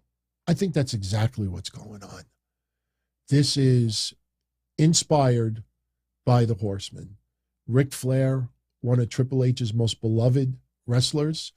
You look at the success of the Horsemen, to me, everything fits like a glove. So, and the funny thing about it, no joke, if I wouldn't have jotted it down at 3 o'clock in the morning, I probably would have remembered something today, but I would not have remembered everything. Because I probably would have thought Four Horsemen, and I would have been like, all right, what else? And then I would have it's amazing. And this is my advice to you going off the air. We're going to do some super shout outs right now, obviously. But if you keep, I know people might have said this to you in the past, but I am dead serious about it. Keep a pen and paper at your bedside. Keep it on a table. Keep it on a dresser. Keep it in a drawer. If you wake up in the middle of the night, especially if you have a job, a podcast, a blog, anything, and something hits you, and you're like, holy shit, write it down. Write it down. Because you'll wake up the next day, you won't even remember thinking about it. You'll look down and you'll be like, oh shit. And I'm telling you, I think some of the greatest brainstorming that people do, they do while they're sleeping. It happens to me, and too many times over the years, I'm too fucking lazy to get a pen and a paper and jot it down. I just want to turn the opposite side and go back to bed. So, all right, let's get into some super shout outs, and we'll call it. And, we're in an hour and 40, a little bit longer than usual, but hey, I think we had an excellent conversation tonight. Brian Becerra with the 5 spot. Hey, DT, really enjoyed night 1 of WrestleMania more than night 2. Watched the interview about Endeavor, or the deal. Vince looks Latino with the mustache. Yes. He, some people called him Vincent Price. If you remember Vincent Price, it's just Vince with a landing strip under his nose. But the dye job is, I think, more than anything. But you know what? Hey, You know, I'm not going to lie. I use hair dye once in a while. I'm not using it right now. You can see a little over here. There's a little gray. But, yeah, I mean, it's just funny because we've never seen Vince McMahon with that look before. But, yeah, it looks like he's in disguise. You know, there's something about it that just looks off. I mean, you look at him. There's just something about it that doesn't, but hey, you know, but look, you know, don't forget what I said about Trump. Trump tomorrow, there's going to be a mugshot online. And I think Vince McMahon's name is going to be trending because people are going to bunch Trump with Vince McMahon and Vince McMahon's history and alleged history and a lot of his promiscuity. And I think you're going to see, especially with this deal, oh, wow. There's a lot of people online that are very angry right now that Vince is still in power. I saw tonight, oh, you know, Vince is all over the show. Yeah. We might end up going to TV 14 down the line. You know, Endeavor, Ultimate Fighting, you ever look at their ratings? You ever look at their content? You think it's for children? You think WWE now is suddenly going to be like, no, but the children. You know, we might actually see them up a notch and go TV 14 at times. You know, there are going to be some changes. We will definitely talk about it as time goes on. But for everyone out there that wants WWE to be a little bit edgier, yeah, I think it may actually get a little bit edgier. As long as we don't get power slap. Seriously, if we get fucking power slap, then I want Baron Corbin to be drafted to power slap. I want to hear the WWE draft. Baron Corbin has been drafted too. And we think Raw or SmackDown, and then we hear power slap. I want one of those motherfuckers slap him upside the head, and I want to watch it in super slow-mo. I want to see Corbin's face just like, I'm not a big fan of Baron Corbin, so. Okay, let's get back to super shout-outs. Super shout-outs. Thank you, Bryant. Thank you for the 5 spot. So fly with a 5 spot. DT, you nailed it about merger and acquisition. Thank you. Thank you. You know, you just look at what was being proposed. When you look at the amount of money involved, you know, Endeavor is not paying $9 billion for WWE. All right. It's going to be a 51-49 deal. And this is 2 companies. By the way, here's a little tidbit. TKO. Not RKO. TKO. Technical knockout. That is going to be the new stock market ticker. So you're used to WWE on the stock market. The new ticker will be TKO. So the WWE letters on the stock market will be going away. So in the very near future, it will move to TKO. Just make a note of that as well. But thank you. Look, when we talked about it in January, I know some of it was boring. I remember some of you out there were very, very honest, said, DT, this stuff is kind of boring. Sometimes facts are boring. And I wasn't going to clickbait. I basically put it out there and I explained in detail why I thought all along it was going to be a merger and acquisition. It made more sense. The only question was, who were they going to merge with? Now you look at this and you're like, wow, it like makes the most sense. I just don't want to get that TNA Spike TV feel. If you remember, you know, Spike TV and how much they influenced, you know, the TNA with the Ultimate Fighting stuff, yeah, we don't want that. I don't know if I want to see a Conor McGregor on Raw or Dana White on Raw, with all due respect. I'm not a big fan of MMA, but a lot of people are. So listen, what I like, you know, I'm probably in the minority here with that. So thank you, SoFly. I appreciate it. I'm glad that we got it right. Another one for the good guys. Jay Paula with a 5 spot. DT, did I see the exchange between Paul Heyman and Nick Hausman at last night's press conference? It was pretty funny. No, I don't watch the press conferences. It's nothing against the people who ask the questions.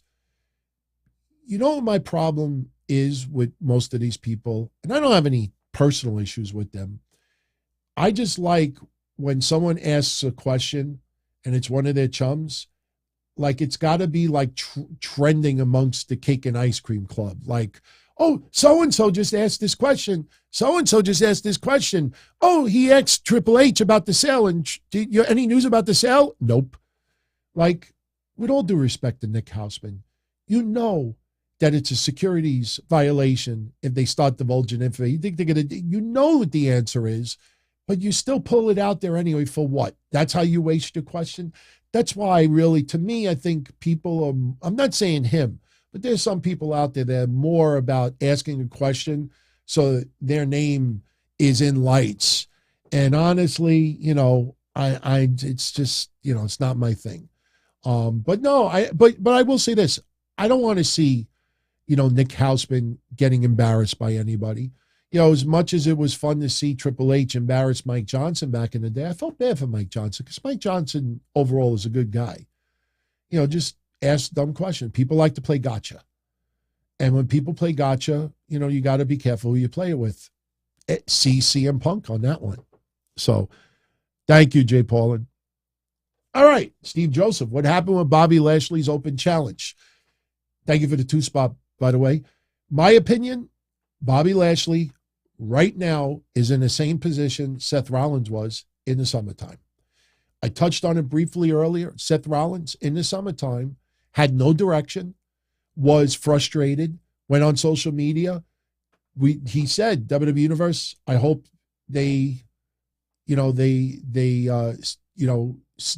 get your message. They see you.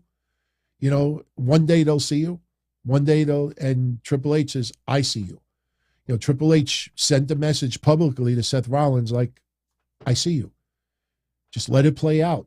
I think Seth Rollins trusted Triple H. Look where Seth Rollins is right now.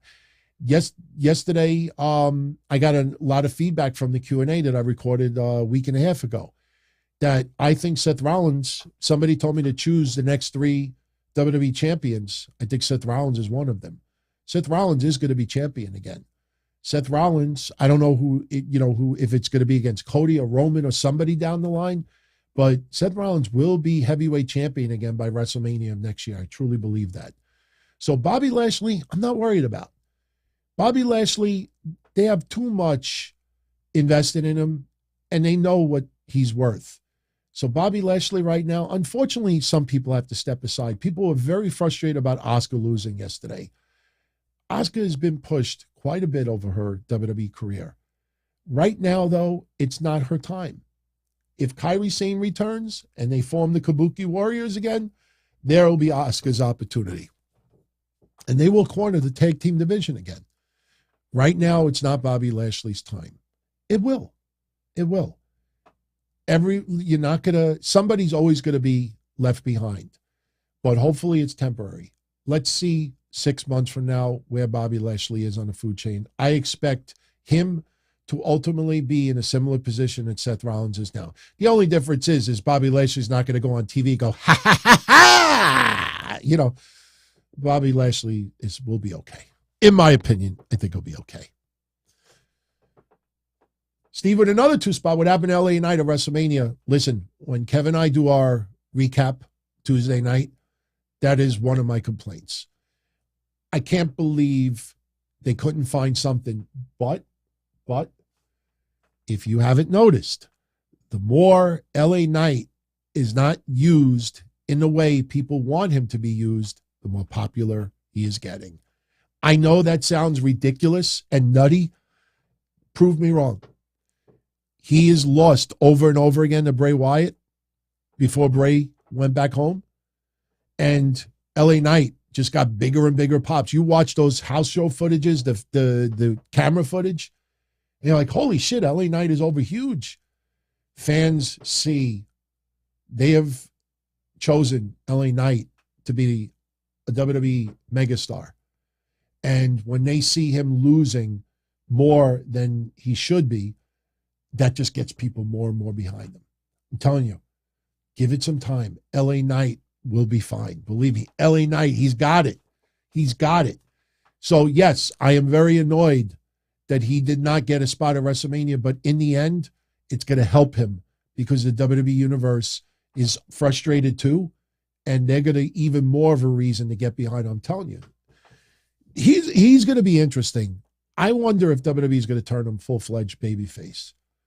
You know, I don't know if that's the right way to go, but they are not going to have it. Listen, if LA Knight gets even bigger pops from the crowd, LA Knight cannot start really berating the fans, because you want LA Knight to go along with the fans. You don't have to be smiling and clear-cut babyface, but you don't want, you remember, who was it? Who is the person that was getting, oh shit, somebody was getting massive pops from the fans, and, oh wait, Braun Strowman. Remember back then when Braun was feuding with Roman? Remember, he was feuding with Roman and Braun was getting over with the crowd. He was getting major pops. And then out of nowhere, for no reason, WWE had him cut a promo on Raw. And I remember it clear as day. Just like all of you, I hate Roman Reigns. Just like all of you, I hate Roman Reigns. And the fans were like, what the fuck are you shitting on us for? We've been like getting behind you. And WWE forced the narrative that no. He's got to be a massive heel and Roman Reigns has got to be the babyface. And Braun shitted on the fans forcibly, and it didn't help. LA Knight will be fine. He will be fine. Kenifo. The 5 spot. Thank you, Ken. Cody losing killed the post-Raw and WrestleMania crowd, or were they suffering from WrestleMania fatigue? I think it's a combination. You know, I saw some people online like saying that the 160,000 number is bullshit because people attended both nights. I think that's one of the most ignorant, moronic, stupid things that people in the journalism world could say. And I'll give you a good example. You have tickets, season tickets, maybe not even season tickets. You got tickets to see a local baseball game, wherever you live, Yankees, Mets, Red Sox, wherever. And you got tickets for Saturday and you got tickets for Sunday. When they announced the attendance on Saturday and Sunday, and then they recap the weekend attendance, do they turn around and they have to like adjust the numbers because some people went twice? The fuck does that mean? I mean, if you went to both nights of WrestleMania, you paid for both nights of WrestleMania. If I go to a movie and I go Friday and it was so amazing, I go back Saturday and it's so incredible, unbelievable, Super Mario, and I go back Sunday, yeah, I am considered 3 people attending. Not because I'm fat, but because I paid for 3 tickets.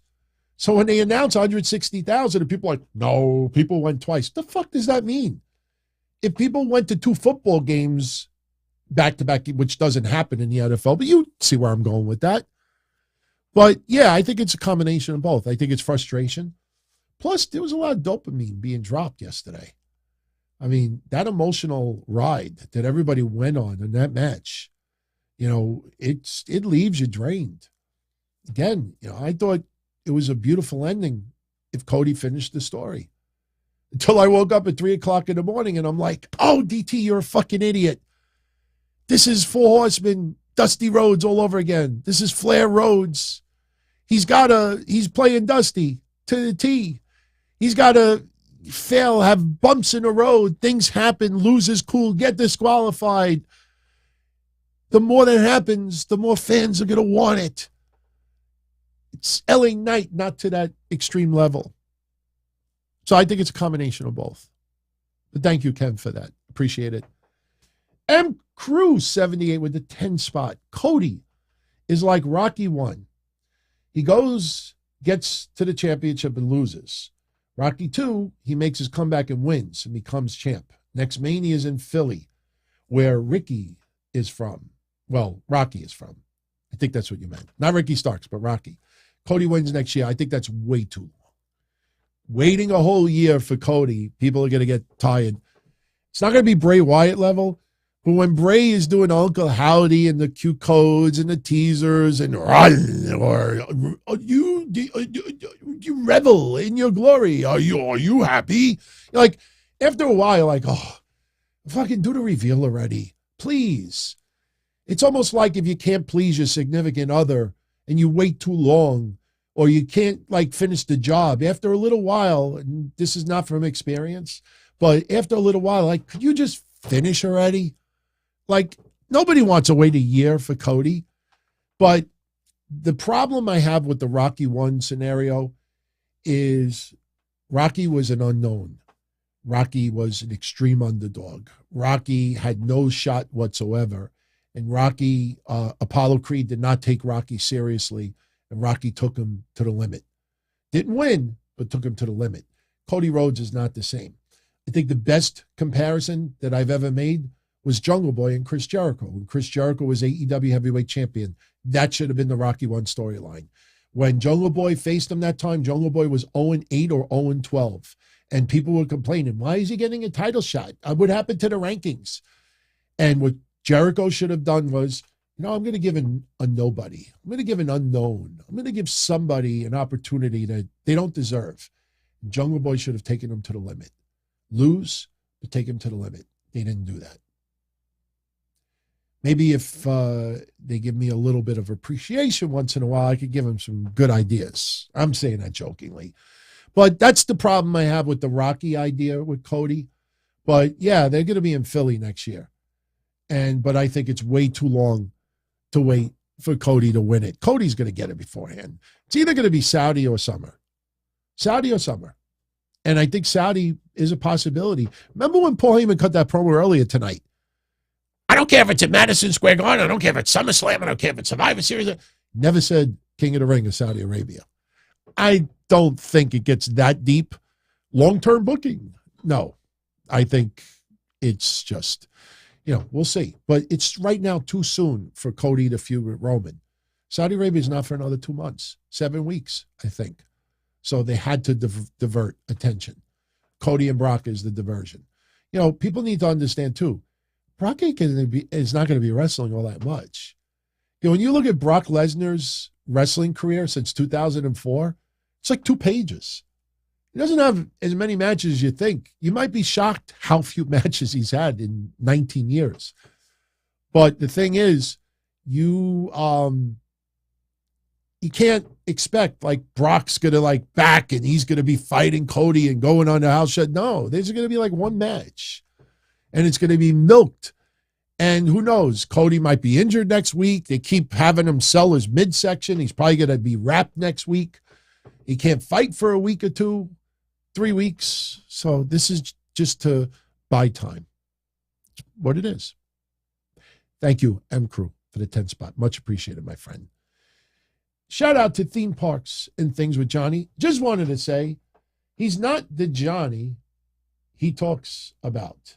I'm not the Johnny that he talks about. Oh, no. I know what you mean. No. When I talk about Johnny, I mean, I usually say theme parks if I'm talking about you. But, yeah, no. If anybody misconstrues that online, believe me, it's definitely I try.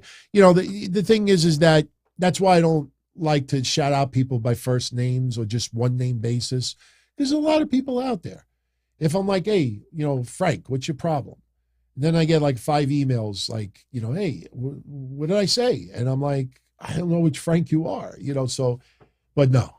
If I shout out Johnny, I'd shout him out as theme parks. But thank you for the 2 spot, even though you clarified. E7, Guerrero 316 with the 3 spot, the super sticker. I know for some reason super stickers don't pop up, but that doesn't mean I can't shout you out, and thank you very much for the 3 spot, my friend. Much appreciated. And I hope you enjoyed tonight's show. I want to plug a friend of mine who has an eBay page that you might be interested in. I'll mention him in a second. But before I do that, we got one more super shout out, and that's from Kevin Milwaukee. He can't be the only one who thought that KSI in the blue prime costume was R-Truth when Seth Rollins revealed his face. It would have been funny. The thing is, though, I think a lot of us out there have watched a lot of the plugs that Logan Paul has done on social media over the last 6 weeks about his Prime energy drink. If you didn't pay attention, listen, because there were some people yesterday like, what the fuck is he coming out with a bottle? Like, people didn't understand that this is Logan Paul's brand. So if you knew about Logan Paul and his Prime energy drink, you pretty much knew KSI, is part of it. I'll be honest with you. I thought it was going to be Jake Paul under the outfit. I thought his brother was going to show up and he was going to interfere in the match, reveal that it was Jake Paul, and then we might have seen something stupid where he was laid out while in the costume. When he revealed, I didn't think it was R-Truth, but again, those that are not familiar with the energy drink and KSI's involvement with it, yeah, I totally get why people thought it was R-Truth. Absolutely. I saw a lot of people mentioning R-Truth yesterday when they first saw it. For a split second, they thought it was R-Truth. Definitely good pick. And believe me when I tell you, I don't want any wise ass to be like, well, why do you got to choose a black person? Because there's a lot of idiots that do that. Like, if you say, the Street Profits kind of remind me of Crime Time. And people are like, oh, why? Because they're black? Like, just shut up. I mean, the characters, the gimmick is similar. It's not always just straight up about skin color. You look at somebody's face. Hell, like I said earlier, some people thought that this was me. They think that was me. So, I don't follow the Prime shit. I don't follow KSI. They do have like hundreds of millions of followers or tens of millions of followers. So, and you realize with Logan Paul's social media footprint, Bad Bunny's influence. I mean, I never heard of Bad Bunny until he got involved with WWE. Now I see like how many people follow him and how many people download his music, and I'm just like blown away by it. I mean, and I'm not even saying that to criticize him. I'm amazed. I think it was Fightful that tweeted tonight and said WWE should be very, very lucky that Bad Bunny is this much of a wrestling fan. And I agree. I mean, the amount of free advertising. I mean, Bad Bunny gets a little something from WWE, but the amount of free advertising just for doing a spot because he loves wrestling, it's an interesting time. It's an interesting time to see WWE in this spot. So, E7, Guerrero 316 asking, do I think with the merger we go back to $50 pay-per-views and not subscriptions by Peacock, with Peacock? Here's my answer to that. UFC charges pay-per-view. If Peacock does not up their deal upon renewal, WWE absolutely could go back to pay-per-view prices. People need to be very, very careful, when they try to push this narrative. Bobby Lashley was not used at WrestleMania. Unsubscribe from Peacock. Yeah, there's a lot of goofs that do that. Jay White did not debut at WrestleMania. Unsubscribed. Randy Orton did not appear. Unsubscribed. LA Knight did not appear. Unsubscribed. Cody Rhodes didn't win the title. Unsubscribed. When you only have to pay $5 a month, people get very, very lazy, with their complaints. You get something for free or almost for free. Who the fuck are you? And I'm not trying to be an asshole, but who the fuck are you? You pay $5 a month or $1.99 a month, and you're acting like you're mortgaging your house to invest in WWE. You got WrestleMania for under $10, and those matches were not good enough. No Randy Orton, no Bobby Lashley match, no LA Knight. John Cena's match sucked. Well, Buffangul, you paid fucking what? $4.99 with ads, and you're complaining? That's a little ridiculous. Now, they go back to $50 pay-per-views and $60 pay-per-views. And trust me, I think WrestleMania would be $75, and they might do a 2-night deal for like $89.99 or maybe $99.99. Trust me, then people have every right to bitch. I paid fucking $100 for this shit. You best damn believe I'm going to bitch. You walk into a supermarket and like, hey, we got these, this cheese on sale for $1.99 a pound. And you pay it, it's regularly $60. You get it for $1.99. You buy it, you eat it, you're like, oh, this is fucking awful. You go on Amazon Hey, look, I got this battery charger. It's everywhere you buy it. It's $49.99. I got it for $3. And you plug it in and you could charge your phone for like 45 seconds. I throw it in the garbage. I'm like, hey, you know what? You get what you pay for. I don't fucking start this petition. We're going to pay $3 for this shit. And people get so butthurt about this stuff. You know, when they go back to $60, $70 pay-per-views, let's see how you react. So I think people are a little bit too hard. I think they forget that they pay so little amount of money. I hope WWE does not go back to pay-per-views, because I certainly don't want to pay $50, $60 a month. So believe me when I tell you, you know, trying to be this renegade like I unsubscribed, you know, believe me, if enough people unsubscribe or Peacock feels like they're not getting their money's worth, then they're like, you know, we don't want to do the deal. If the WWE network returns in the United States and it doesn't get the revenue that Endeavor wants, they could go back to pay-per-view. UFC still charges pay-per-view. So especially if you're a UFC fan, imagine having a double dip, because I don't know if you're aware of this.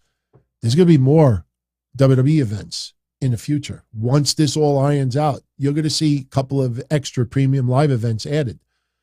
So imagine if they start charging pay-per-view prices for UFC and WWE. Now you're like, hey, that's my cell phone bill, you know, every month that I'm paying for. So, oh, Charlotte. We'll talk about that tomorrow. Oh, Charlotte. That match was fucking off the hook, man. Loved it. All right. I want to just plug a friend. He is a very long time Patreon. Him and his son have a little eBay business, and I'm going to show you a little live screenshot of it. Let me pull this up here.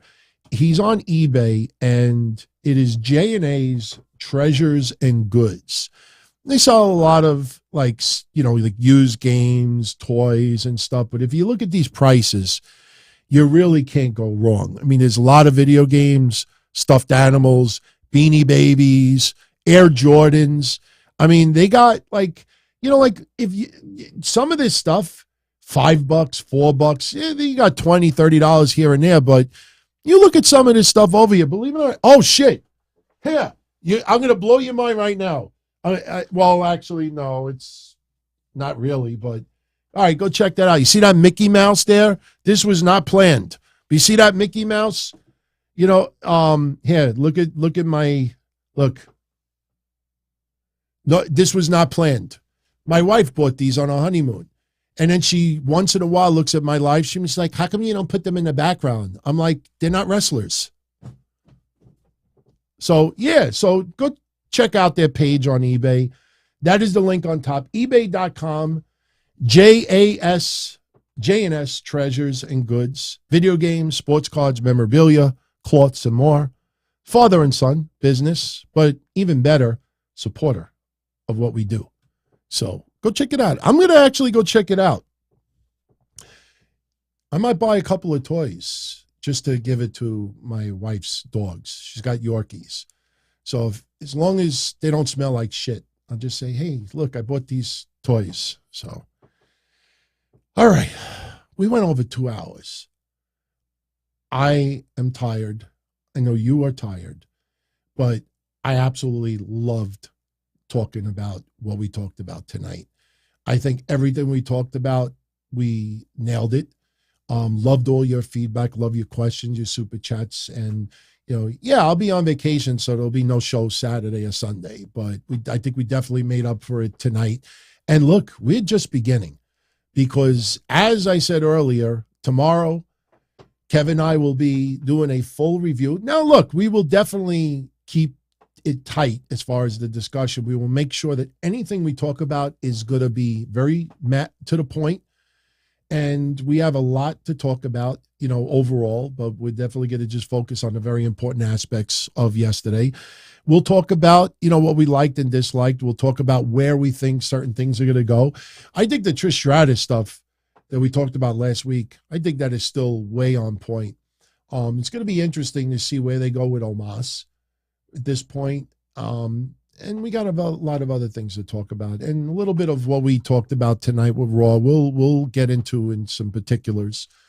And then Wednesday, we have Wednesday Night Dynamite. We'll quickly recap NXT and Dynamite Wednesday, and we'll talk about the grizzled young veterans. You know, the two members of the Schism that exited WWE release. I should have all the information by Wednesday.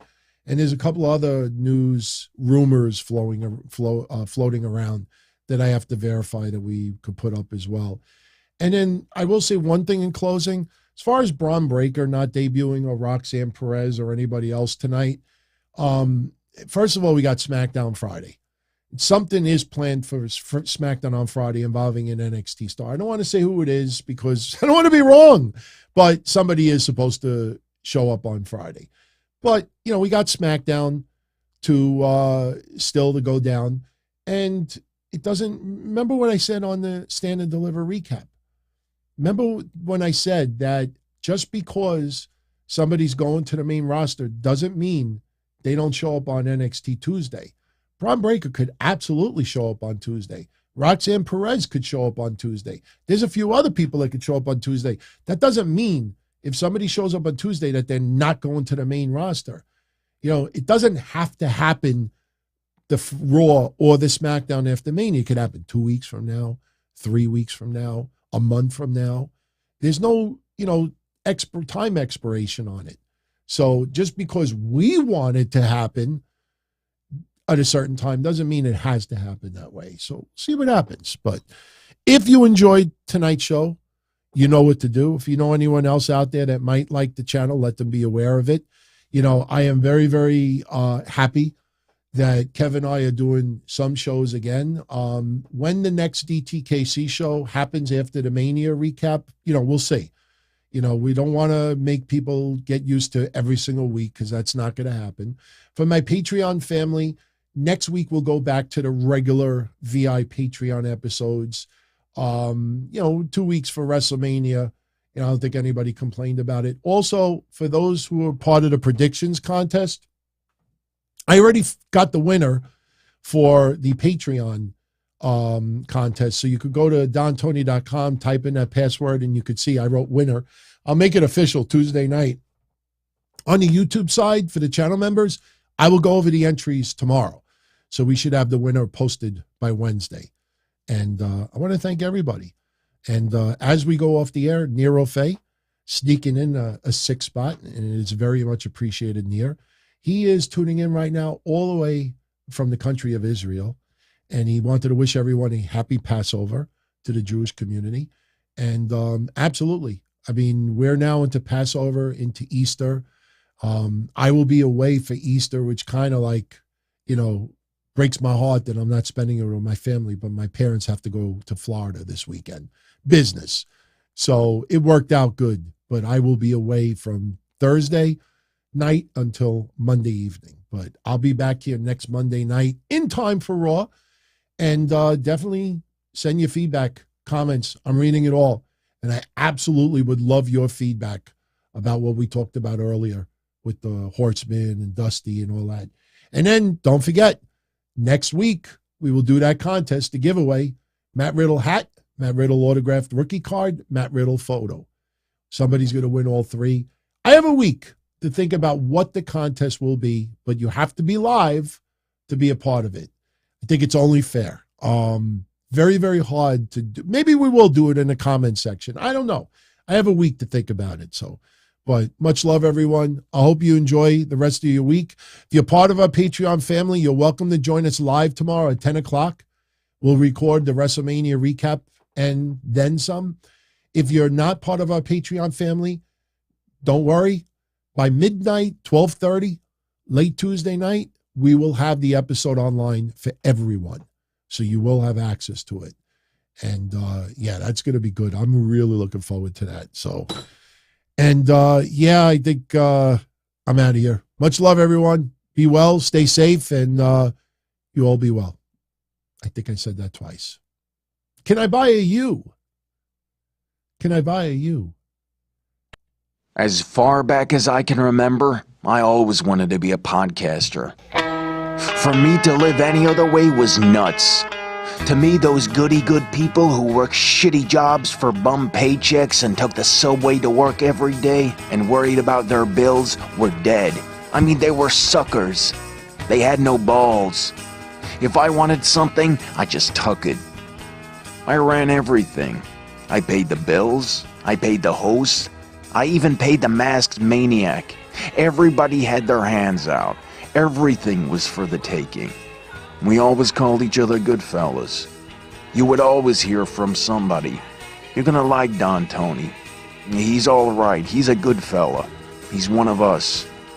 But if you're part of my crew, nobody ever tells you they're gonna get rid of you. It doesn't happen that way. There weren't any arguments or curses like in the movies. See, your haters come with smiles. They come as your friends, the people who've claimed they care the most for your life. And now that's all over. And that's the best part. Today everything is different. There's lots of action.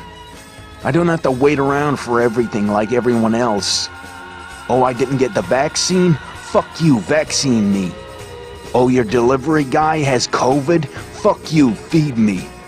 Right after I moved here, I ordered egg noodles and ketchup, and I got spaghetti with meat sauce. I'm no longer an average nobody, while they get to live the rest of their lives like a bunch of schnooks.